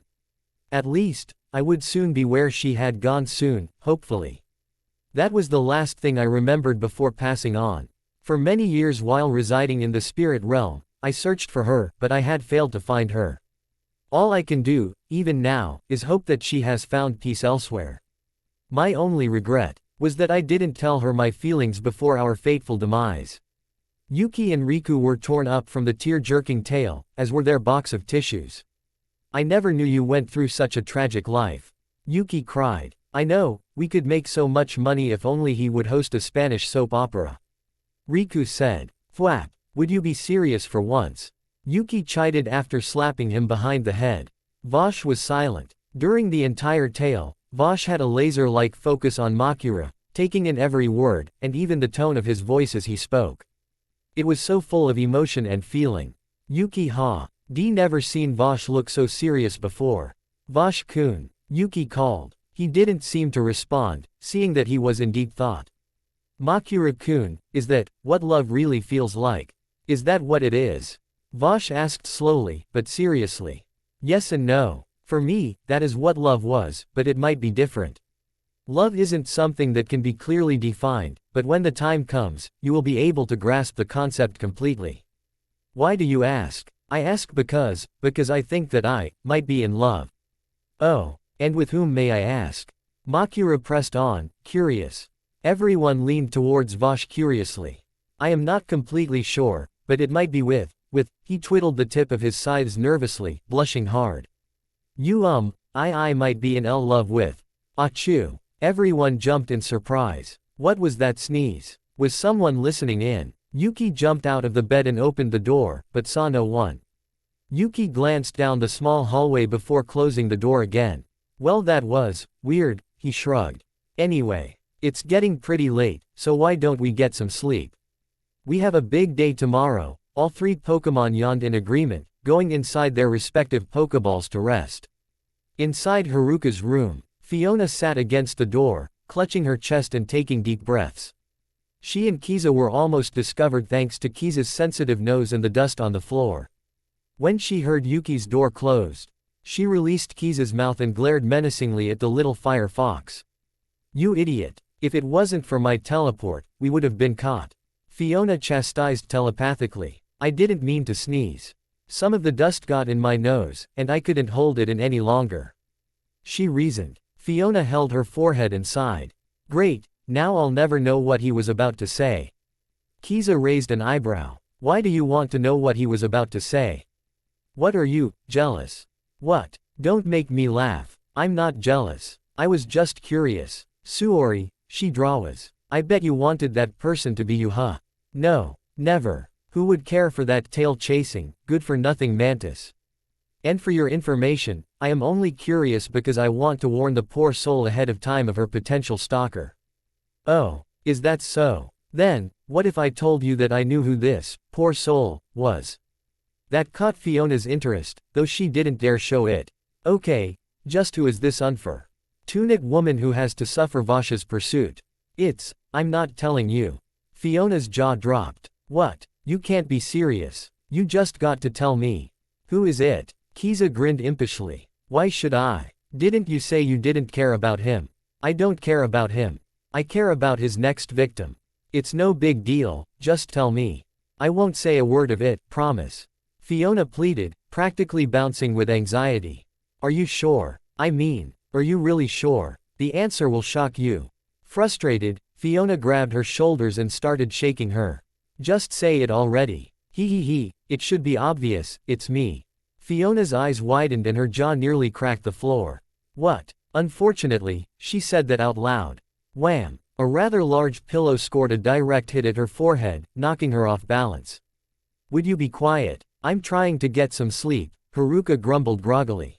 Oops, sorry, Fiona apologized. When Haruka fell back asleep, her eyes darted to the Vulpix. In short, she was enraged. Kiza, you little tramp. If you touch one hair on Vosh's head, she trailed off when she saw Kiza rolling on her back, almost failing to keep her laughter under control. You should have seen the look on your face. It was priceless. Fiona's mouth hung open, speechless. Being a psychic, that should have been obvious from the start. Quite frankly, she was angry, but also humiliated. Why, you know what? I'm going to bed. Good night. Fiona stormed off towards her Pokeball and enters it, shutting herself away for the night. Kiza was left alone, still giggling over that little episode Fiona just had. Suddenly, she thought of the greatest way to be rid of any chance of boredom. Hey, preying on the weak was fun. She had to remind herself to thank Mikado for her influence later. Fatigued, Kiza decided to go back inside the red and white device to rest up. Tomorrow was a big day after all. Elsewhere. Damn that monster. Just what the hell is he? Tazuma panted, cursing. His body was a bloody mess. And his sash was wrapped around his left eye, a thick amount of blood trailing down from where his eye had been. He was limping towards his home base, empty-handed and near death. He could only hope that his father would forgive him for his failure, especially since he found news that could be much more promising. I'll get that Yuki for what he did to me. No one ta. Kess out my eye and lives for long, you will pay Yuki. His voice echoed within the silent streets of AKA City. Thanks for watching. I hope you enjoyed this video. If you do, please leave a like, share and subscribe. Punch.